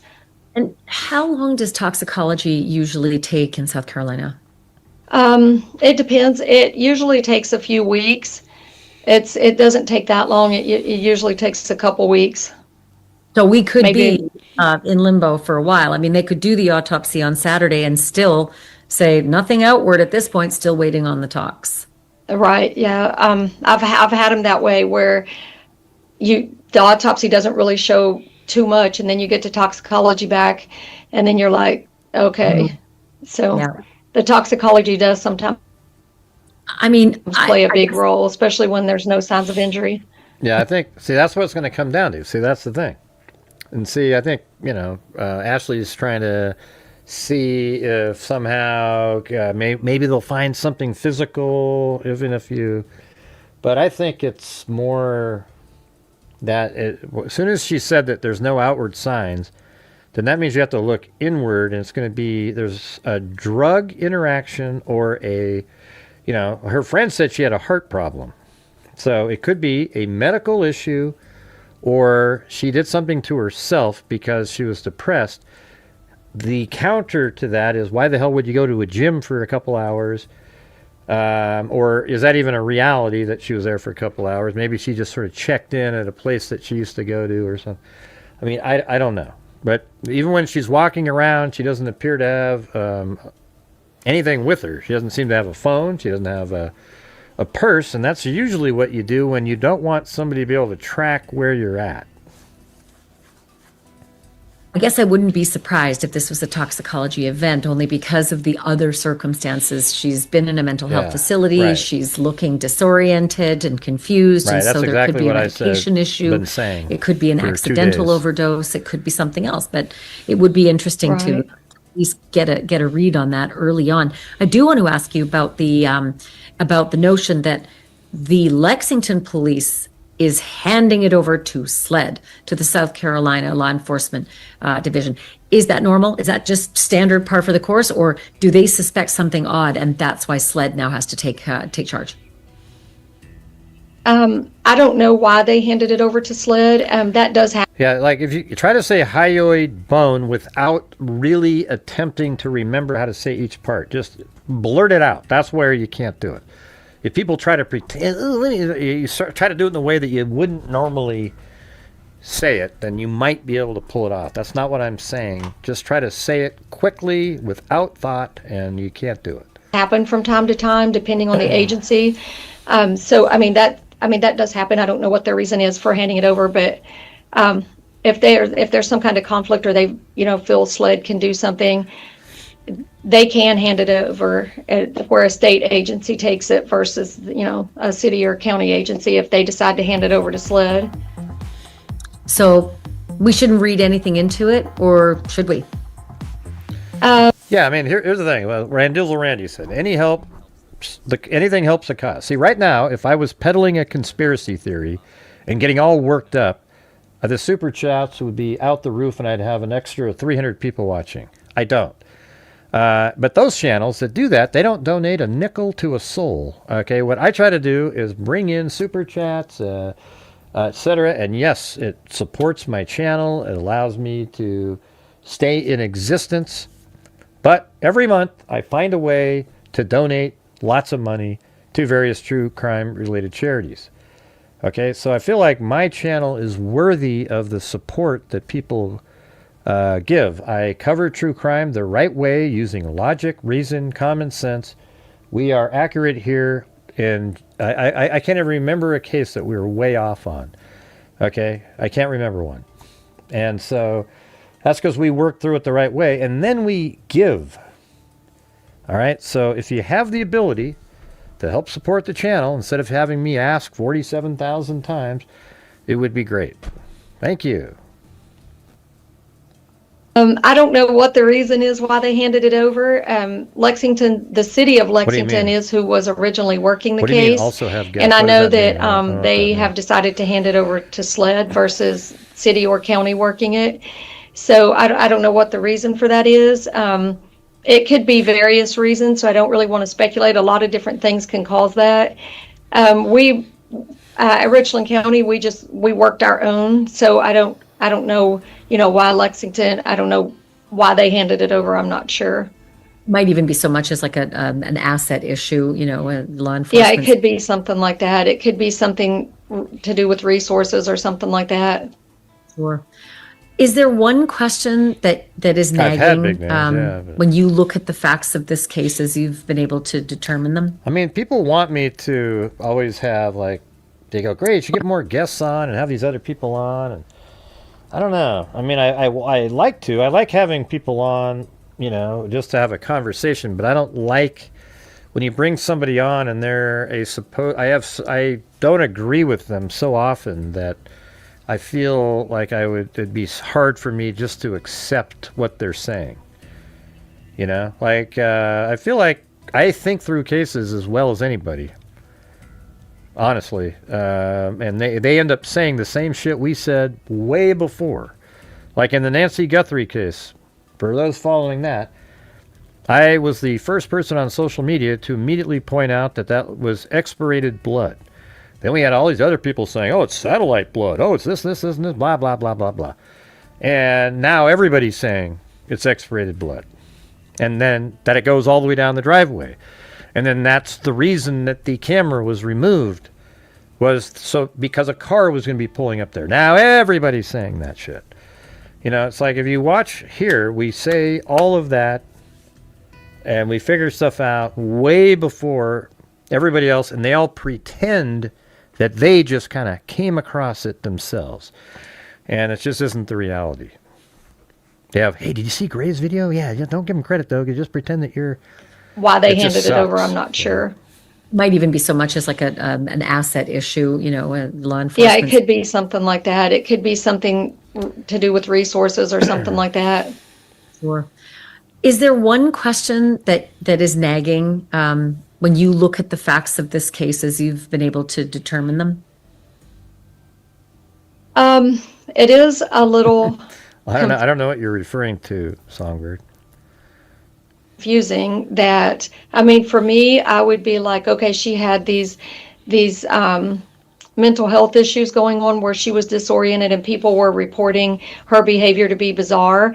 I think maybe if that was made aware to the public or something, maybe people could have called in versus just thinking she looks like, you know, a normal person just walking around. Unless you are speaking with her, you know her, you may not know that this is going on.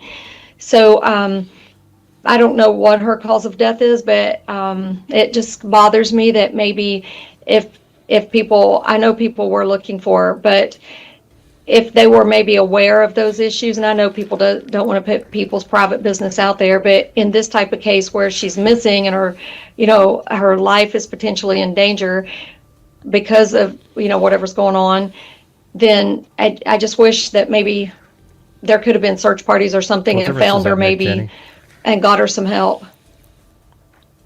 I think that's what so many of us wish, that there had been some intervention. But again, hindsight is 20/20. We all. Yeah, I guess she's from, from Russia or something. Like that's where she was born. See people who are emotionally disturbed regularly on the street, and we, either for our own safety or just because we don't want to get involved in other people's privacy and business, a lot of times that just goes unchecked, and I hope that's not the situation here. Taylor. Vicki Raines really. See, Taylor, you know, like I made those timeline videos, and they've got like 2,000 views. Horrendous. Like those videos should have 100,000 views and be seen by everybody, but YouTube and the people who watched it didn't do what they need to do to make videos like that seen. They didn't hit the like button. They didn't share the video. They didn't do anything. Okay, so it turns out that a video that I spent probably 50 hours making got almost no views at all. And it was just absolute joke. So I might actually like re-upload it around one of these hearings or something. I just don't understand, you know. I'll have some clever title. Really great to have you. Thank you so much. I really appreciate that, and look forward to our next conversation. I have a feeling it might be next week. Oh, thank you so much. It's great to be here. Thank you. So there you have it. My great thanks to Sergeant Vicki Raines. Just a wealth of information. You know, this investigation is going to continue. We're not even at the autopsy yet, and cause of death, manner of death, all those things we still need. Right, but as soon as they say that, hey, yeah, it looks like she had too much of this, and yeah, maybe she did meth, you know? Who the hell knows what she's doing? I mean, if she's under the bridge, maybe she scored some meth. Maybe that's kind of what, you know. I don't know. I mean, this right here is a week before, so it's not the same night or anything. But hey, guys, I just said it a minute ago, but if you guys have the ability to help support the channel, that'd be great. We need some gifted memberships and super chats, etc. We could use another challenge by somebody. We are just struggling again. Not sure why it's like that every single night now, you know. So there you go. There you have it. That's the update on, or it's not really, it wasn't an update, it was a whole show. We're just going over the stuff. No, it's not the one with the shadows of the time of day. That's better than anybody else's too.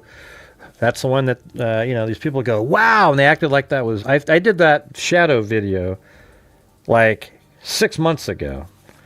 And then these people finally found it and go, ooh, wow, did you see this? Yeah, okay, well, it actually debunked Candace Owens' time frame. The one I'm talking about is the one I just made, where I literally show exactly what Tyler Robinson would be seeing, and then what the cameras would be showing, and then some I just sort of editorialized where, using animation where he was, etc. Okay? It only has like 2,500 views maybe. I'm definitely gonna upload it again. I'm gonna upload that one and then maybe upload the other one. It's such a shitty thing, Only the conspiracy nutters. Thanks, Jim Lon. What the hell is a hyoid bone?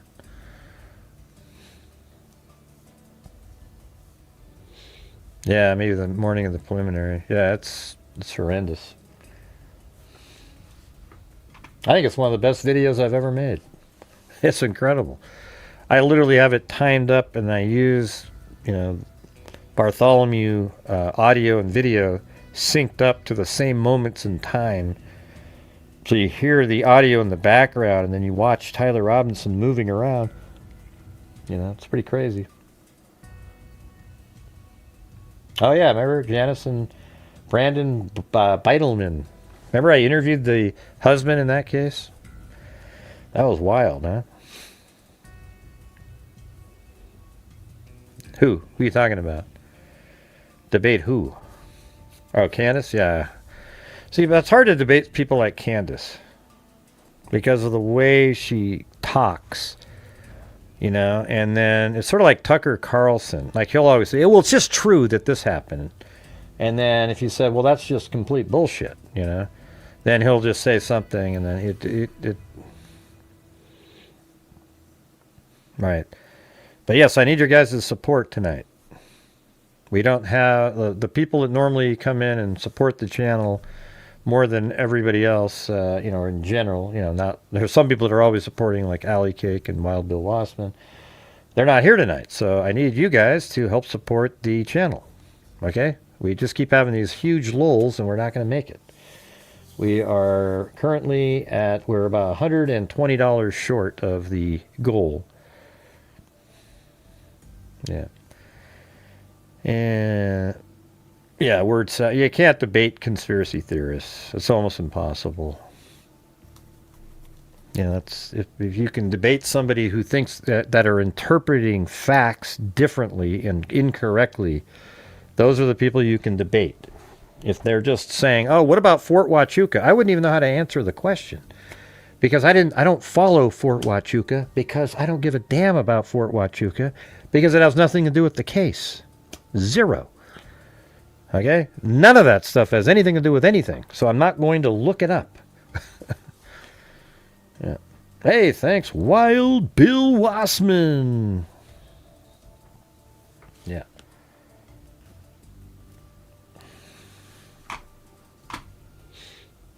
All right, let's switch over. We haven't done Nancy Guthrie for a while, so I guess we can talk about that.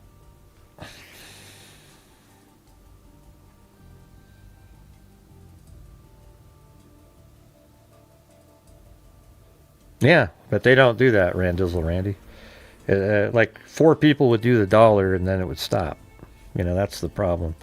And people hear what I'm saying. They just don't feel like supporting the channel. It has nothing to do with, I don't think somebody could say something as many times, and when you realize that nobody's doing it, then they just don't want to, And so it's like, okay, well, go support the jackasses who put out bullshit information, all right?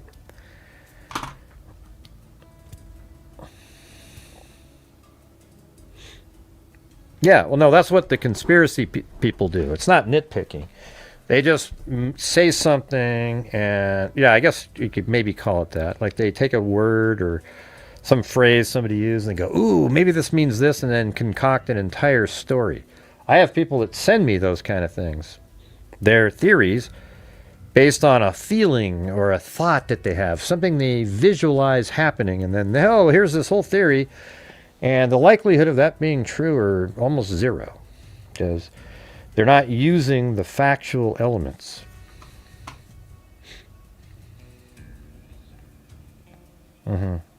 Yeah, she's good at telling stories.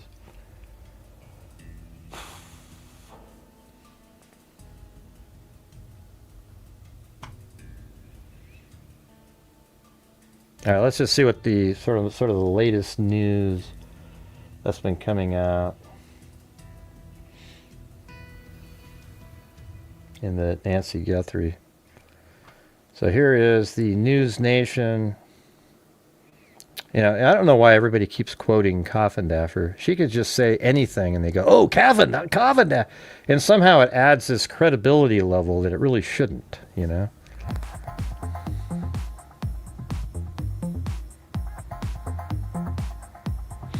Oh, cool. All right, well, send me an email and tell me, you know, where you sent it and stuff so I could at least be like, oh, cool. All right. Thank you.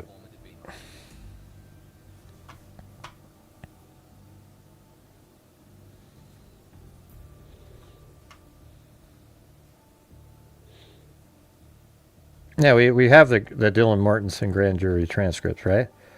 That's what that one document is that we have. We started reading it. Aren't those out there already? Would you be supporting the channel if I did that inner groove? See, I don't think it matters anymore. People just like, yeah. Just do the show and shut up, you know.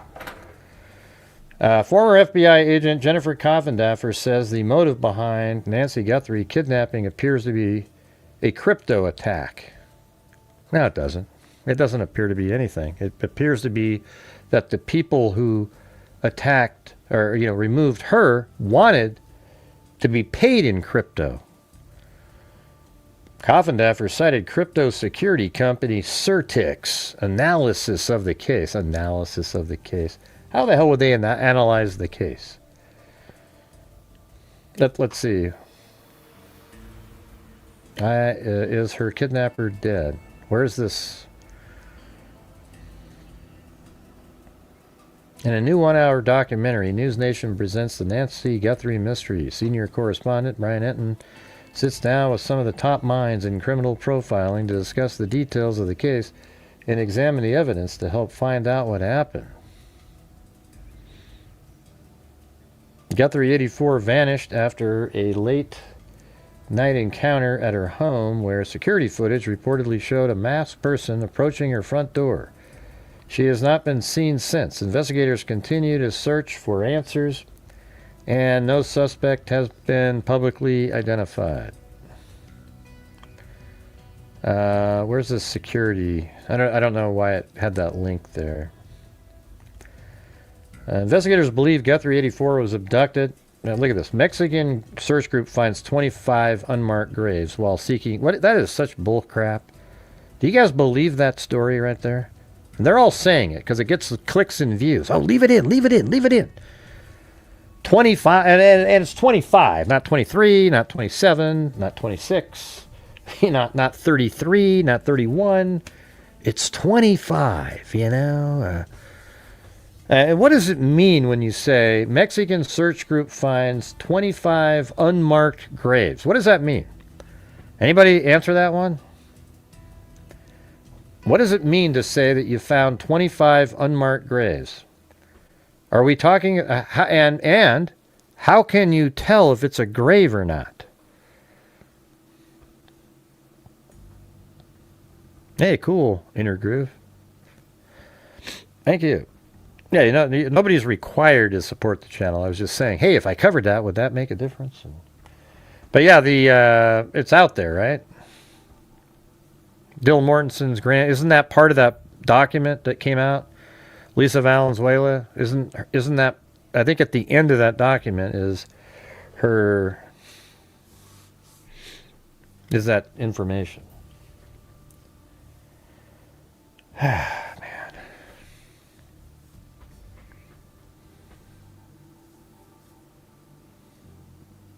Is anybody going to answer the question I just gave you? What does it mean to say that you found 25 unmarked graves? What does that mean to you?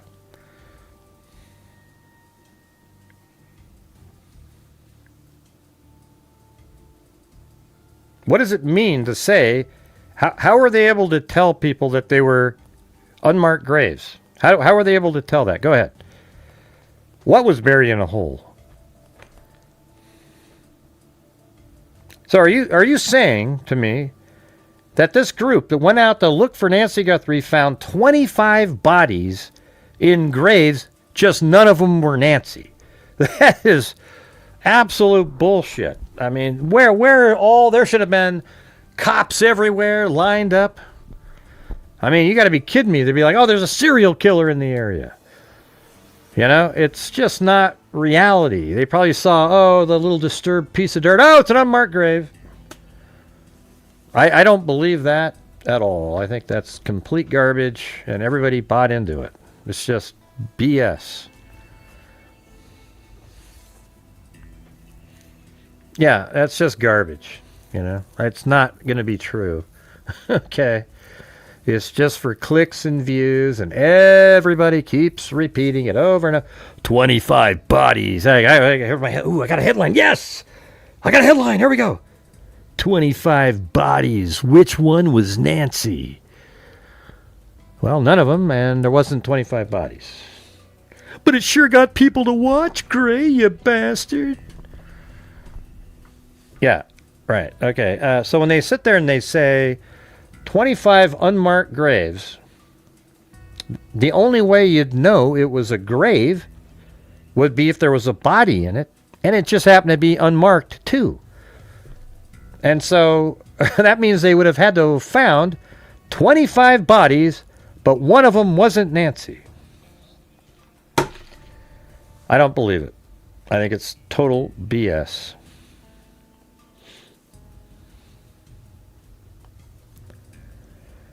Anyways, multiple ransom notes were received early in the investigation, but none led to the return of Nancy Guthrie.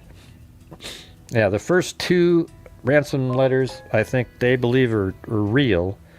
And all it means is that Nancy wasn't alive. They weren't able to prove that she was alive.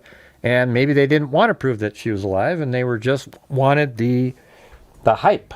Like somebody who sets a fire on a building and waits for the fire trucks to go around. They go, oh, look at that, yeah, and they get all excited about the arsonist. And so, like, sometimes there's serial killer types, just psychos that kill people, and they sort of get off on the reaction. And, you know, maybe the ransom note attempts were just sort of like, hey, we can get this, some more buzz going. And there was never going to be a time where, you know, they were going to get anything. They knew that they were never going to be able to prove that she was alive. It could be, too, that they originally wanted to prove that she was alive, but then couldn't because she died sometime soon before they were able to respond.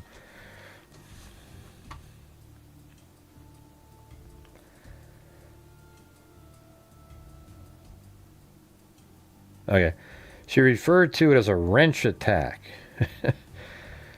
Yeah, wrench meaning you beat. Yeah. See, this is what she's saying, you guys.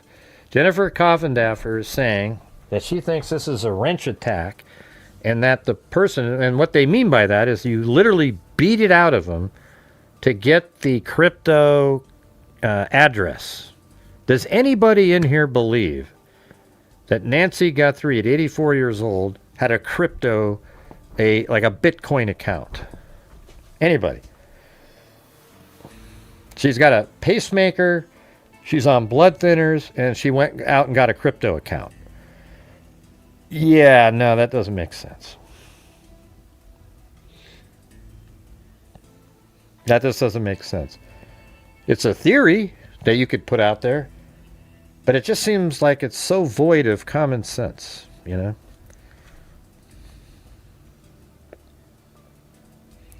But Gray, how do we know? Yeah, let's see what this one is. Nancy Guthrie search group finds 25 unmarked graves. Holy crap, everybody. Look at that. An organization resumed its search for Nancy Guthrie on Wednesday after spending days combing through a remote area near Nogales, Sonora, without finding the missing 84-year-old. Buscando Corazones Nogales said it first received an anonymous tip on May 10th, claiming a body matching Guthrie's description had been buried in a shallow grave in the area roughly 70 miles from Tucson home. They did find 25 other bodies, just not Nancy. Doesn't say that, but you would expect it to. The group conducted searches on May 16th, and again, after a second call from the tipster, who described another location. Well, how come there was another location? She's either at a location or she isn't. All right, the most recent search conducted, now, Nancy Guthrie searches Buscando Gonzalez again, finds 25 bodies. The most recent search conducted Wednesday also failed to produce results, despite uncovering 25 unmarked graves during their searches of the region. None were linked to Guthrie, the organization said. The group is not discouraged and plans to search 2 new locations within the same general area Thursday, because they weren't creeped out enough by the 25 other bodies they found in the unmarked graves. Yeah, okay. Let's see what they're saying. Guthrie. An anonymous tip reportedly prompting a new search for Guthrie along the U.S.-Mexico border. The New York Post reporting the tip coming in Wednesday to a group that works to find missing people in Mexico. You'll watch anything, saying Sandy. that Guthrie is buried near the border in an unmarked grave. The Pima County Sheriff's Department saying they are aware of those reports, but they also say, quote, at this time, we have not been contacted by Mexican authorities. Nancy Guthrie, of course, the daughter of the NBC News anchor Savannah Guthrie, the 80. We are aware of reports regarding an anonymous tip related to Nancy Guthrie investigation that was provided to a group in Mexico. At this time, we have not been contacted by Mexican authorities, Nanos wrote. The investigation remains active and ongoing, and we will continue to follow up on any credible information. Nancy Guthrie's mother of Today Show host Savannah Guthrie was last seen... Okay, what is it? Nancy Guthrie kidnapper still unknown as Pima County FBI officials search. Yeah, I don't know. It's just garbage. God, so frustrating. All right, let's see what this one is. This one is from today. Those other ones were yesterday. Okay, this one says, Nancy Guthrie case breakthrough. So you have this thing, breakthrough, like, it's stating it as a fact that there's a breakthrough, okay? And then it has a question after that. Nancy Guthrie case breakthrough. Oh my God, there's a breakthrough. Have cops finally ID'd porch guy? Oh my God! That's incredible. As the search for Nancy Guthrie continues well into its 5th month, with no public updates on her whereabouts or potential suspects, a former FBI agent wonders if law enforcement already knows who's responsible. Haven't we all wondered that many times? On Thursday, June 18th, retired FBI agent Jennifer Coffindaffer, who, if she just sneezes, they report on, who has been following the case from the start, took to X to ask pertinent questions about the investigation. She even told me she doesn't know why the hell they keep... Every time she puts something on X, these people go, ooh, another story opportunity, and they write a whole damn... most notably, Coffindaffer asked why the police or the FBI haven't released the enhanced photo of the masked man caught on camera outside Nancy's property. What do you mean release the enhanced photo? You mean the one where somebody drew a picture of him? Nancy, the 84-year-old mother of today, Hannah Taysho Savannah Guthrie, has been missing since February 1st. Yeah. So this is where the full story is.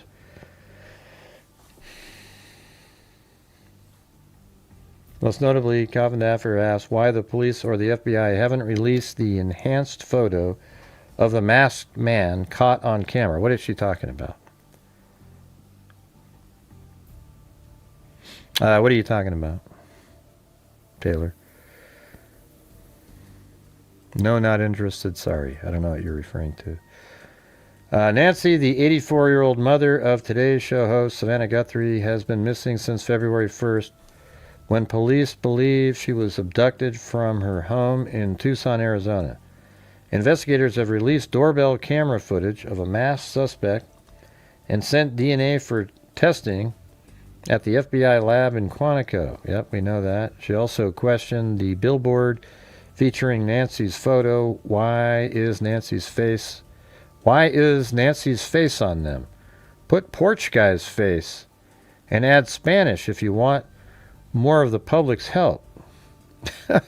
But Porch Guy, doesn't look like anybody. It's got a balaclava on. It does add more interest, though. It's kind of like using Bridge Guy.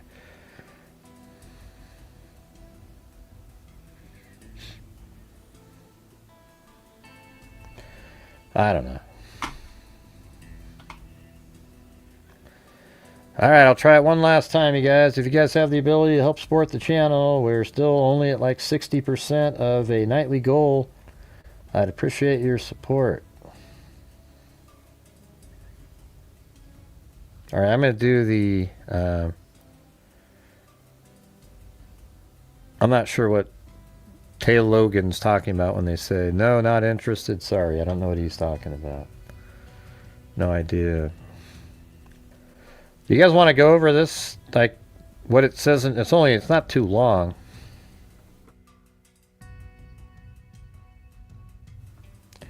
It's the Wikipedia, what they have currently. People always update it. So let's see, you guys want to go over this? It has the timeline, has everything in there. Let's see what it says. I think we went over this like way early, but I'm sure it's been updated.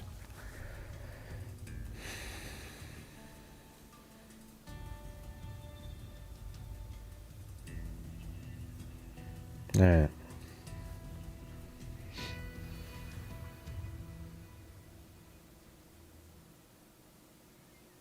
Okay, well, you don't have to watch. Nobody, I don't do shows based on what you want to watch, Tay Logan. Yeah, and we don't need to have you throw it out there either, because it makes it, it's sort of like a bad vibe, Well, I'm not interested in this one. I'm not interested. Okay, well, nobody asked, you know what I mean?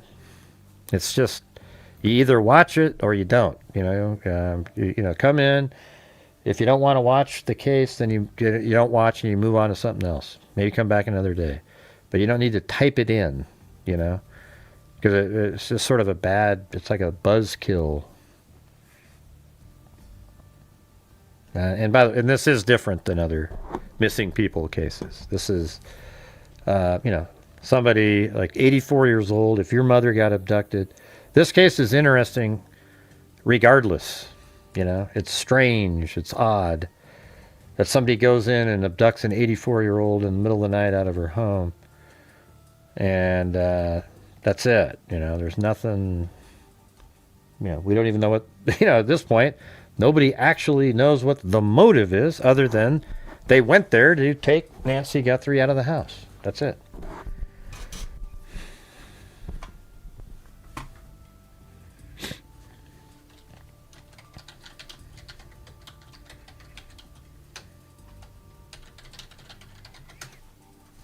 Yeah.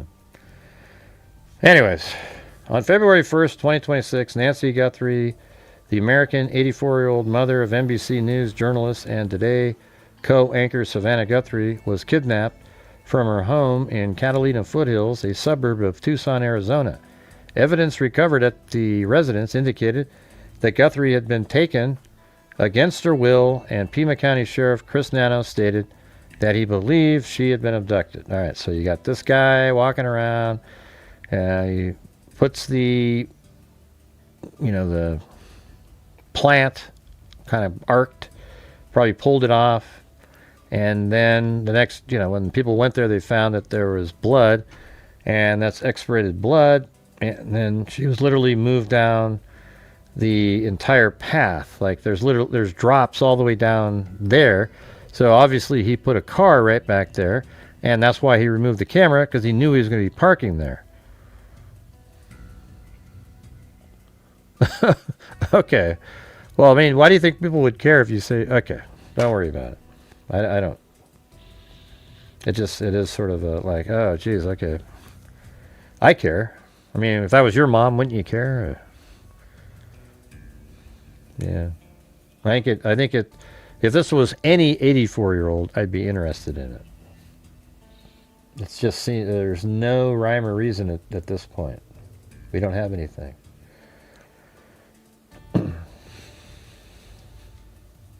The evidence recovered at the residence indicated that Guthrie had been taken against her will, and Pima County Sheriff Chris Nano stated that he believed she had been abducted. A multi-agency investigation led by Pima County Sheriff Department with assistance from the Federal Bureau of Investigation, U.S. Customs and Border Protection, and search and rescue teams has included extensive forensic analysis, neighborhood canvassing, and review of surveillance footage.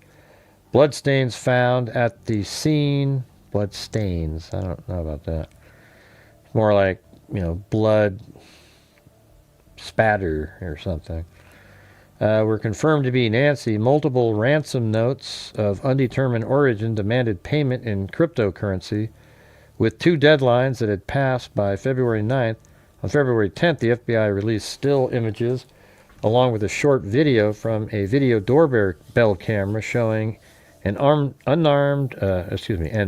individual wearing a mask and carrying a backpack, tampering with said doorbell camera on Nancy's property prior to her disappearance. Family appeals on social media have not yet yielded any proof of life sought from the person or persons who abducted Nancy Guthrie. On February 24th, the family offered $1 million for information that assists in her recovery. Her condition and whereabouts remain unknown. The case has drawn international attention, with Savannah Guthrie suspending her broadcast duties, including coverage of the 2026 Winter Olympics, to participate in the ongoing search.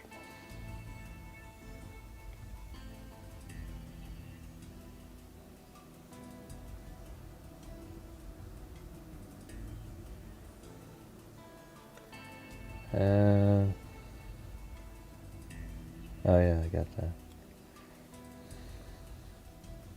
Wow, it's a miracle. Somebody sent in a super chat. It's been like 45 minutes of just wondering, man, is this that shitty? Or I mean, it's unbelievable. Thank you. Yikes.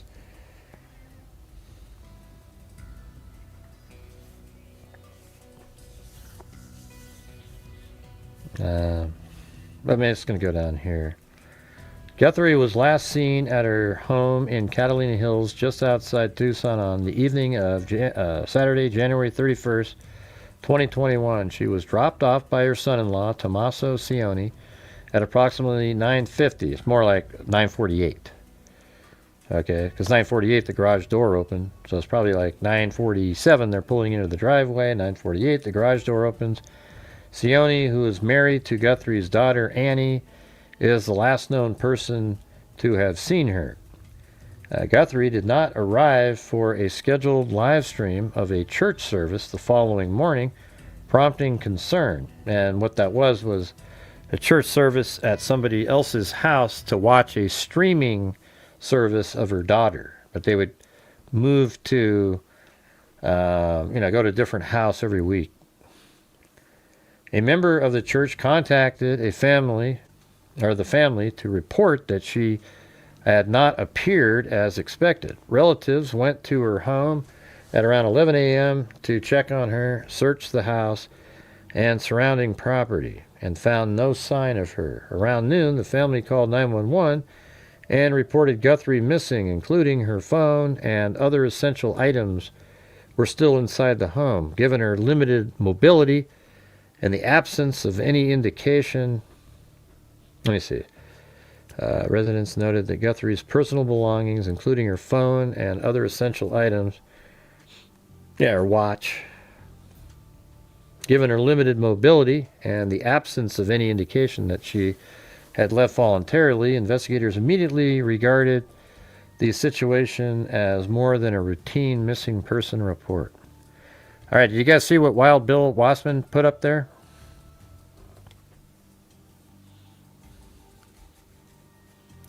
He said, attempt, let's go, freaks.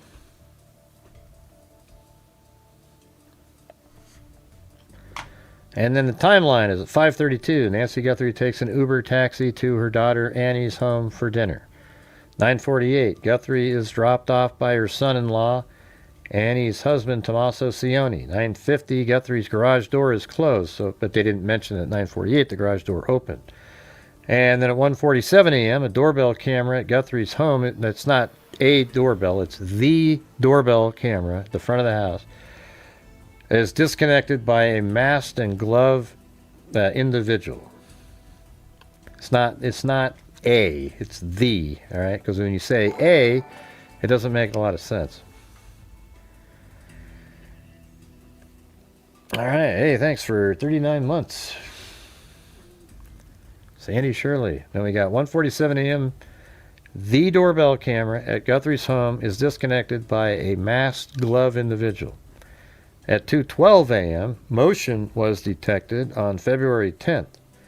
The FBI released footage recovered from Google Nest, a back-end system showing an armed individual tampering with the device. So you can only assume that, oh, let's see, that's incorrect.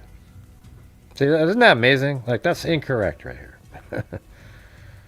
I mean, I guess not 100%, but that shouldn't be in the 212 thing. You know, motion was detected on February 10th. I mean, detected. And it says on February 10th, the FBI released footage recovered from the Google Nest back-end system showing an armed individual tampering with the device. That should go right over here. Like that little aside, this part here should be up here. Because that's what it's referring to, the 147. 212, this should say a person was detected on a camera, but because they hadn't paid their bill, they were unable to view it. And then 2:28 a.m., Guthrie's bedside pacemaker monitor misses its scheduled transmission. And I don't know if that's correct. Like, I don't know if that's really 2:28. It means they lost the pacemaker monitor, stopped communicating with her pacemaker at 2:28.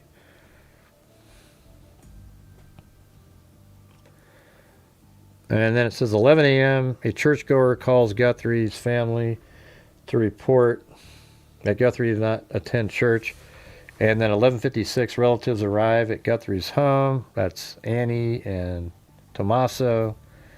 And then 7 minutes later, Guthrie's family calls 911 to report that she's missing. And then 12 minutes after that, deputies showed up.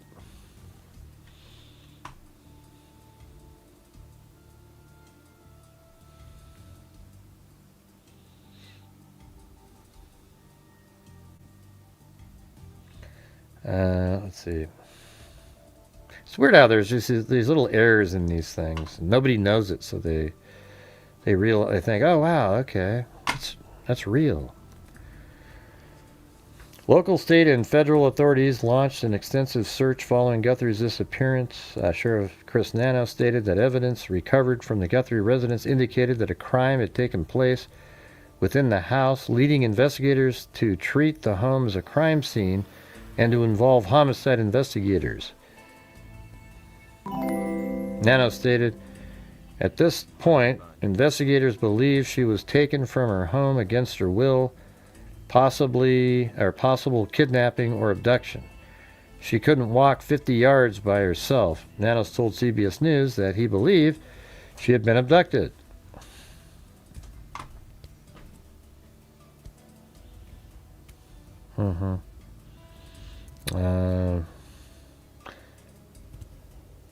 I don't know. I'm not really pumped in here. I just feel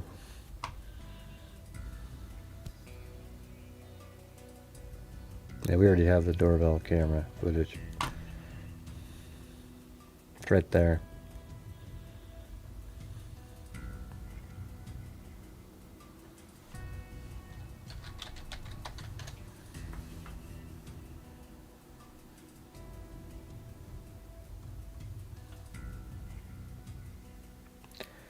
Thanks, Songbird, Randizzle Randy, and Wild Bill Lossman.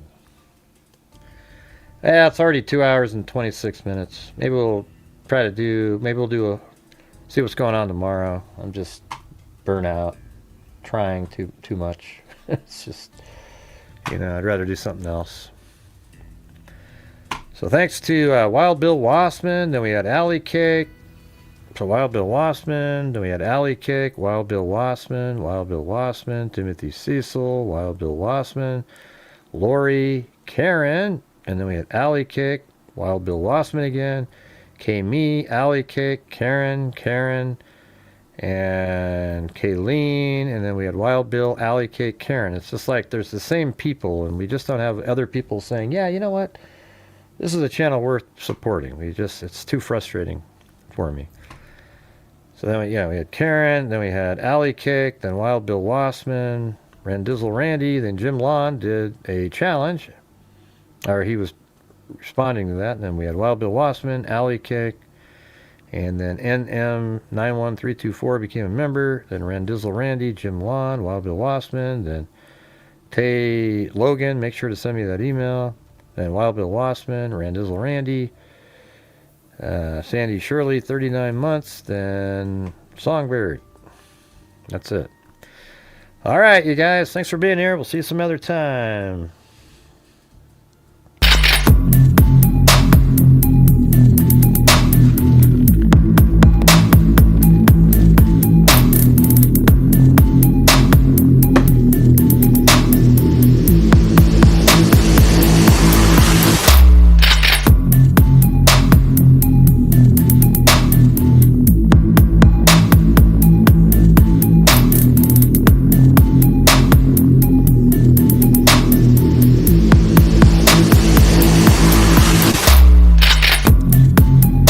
Thanks, Alley Cake and Wild Bill Lossman for giving it a shot, and you too, Jim Lawn, and everybody else that helped. But man, it's just getting real tough.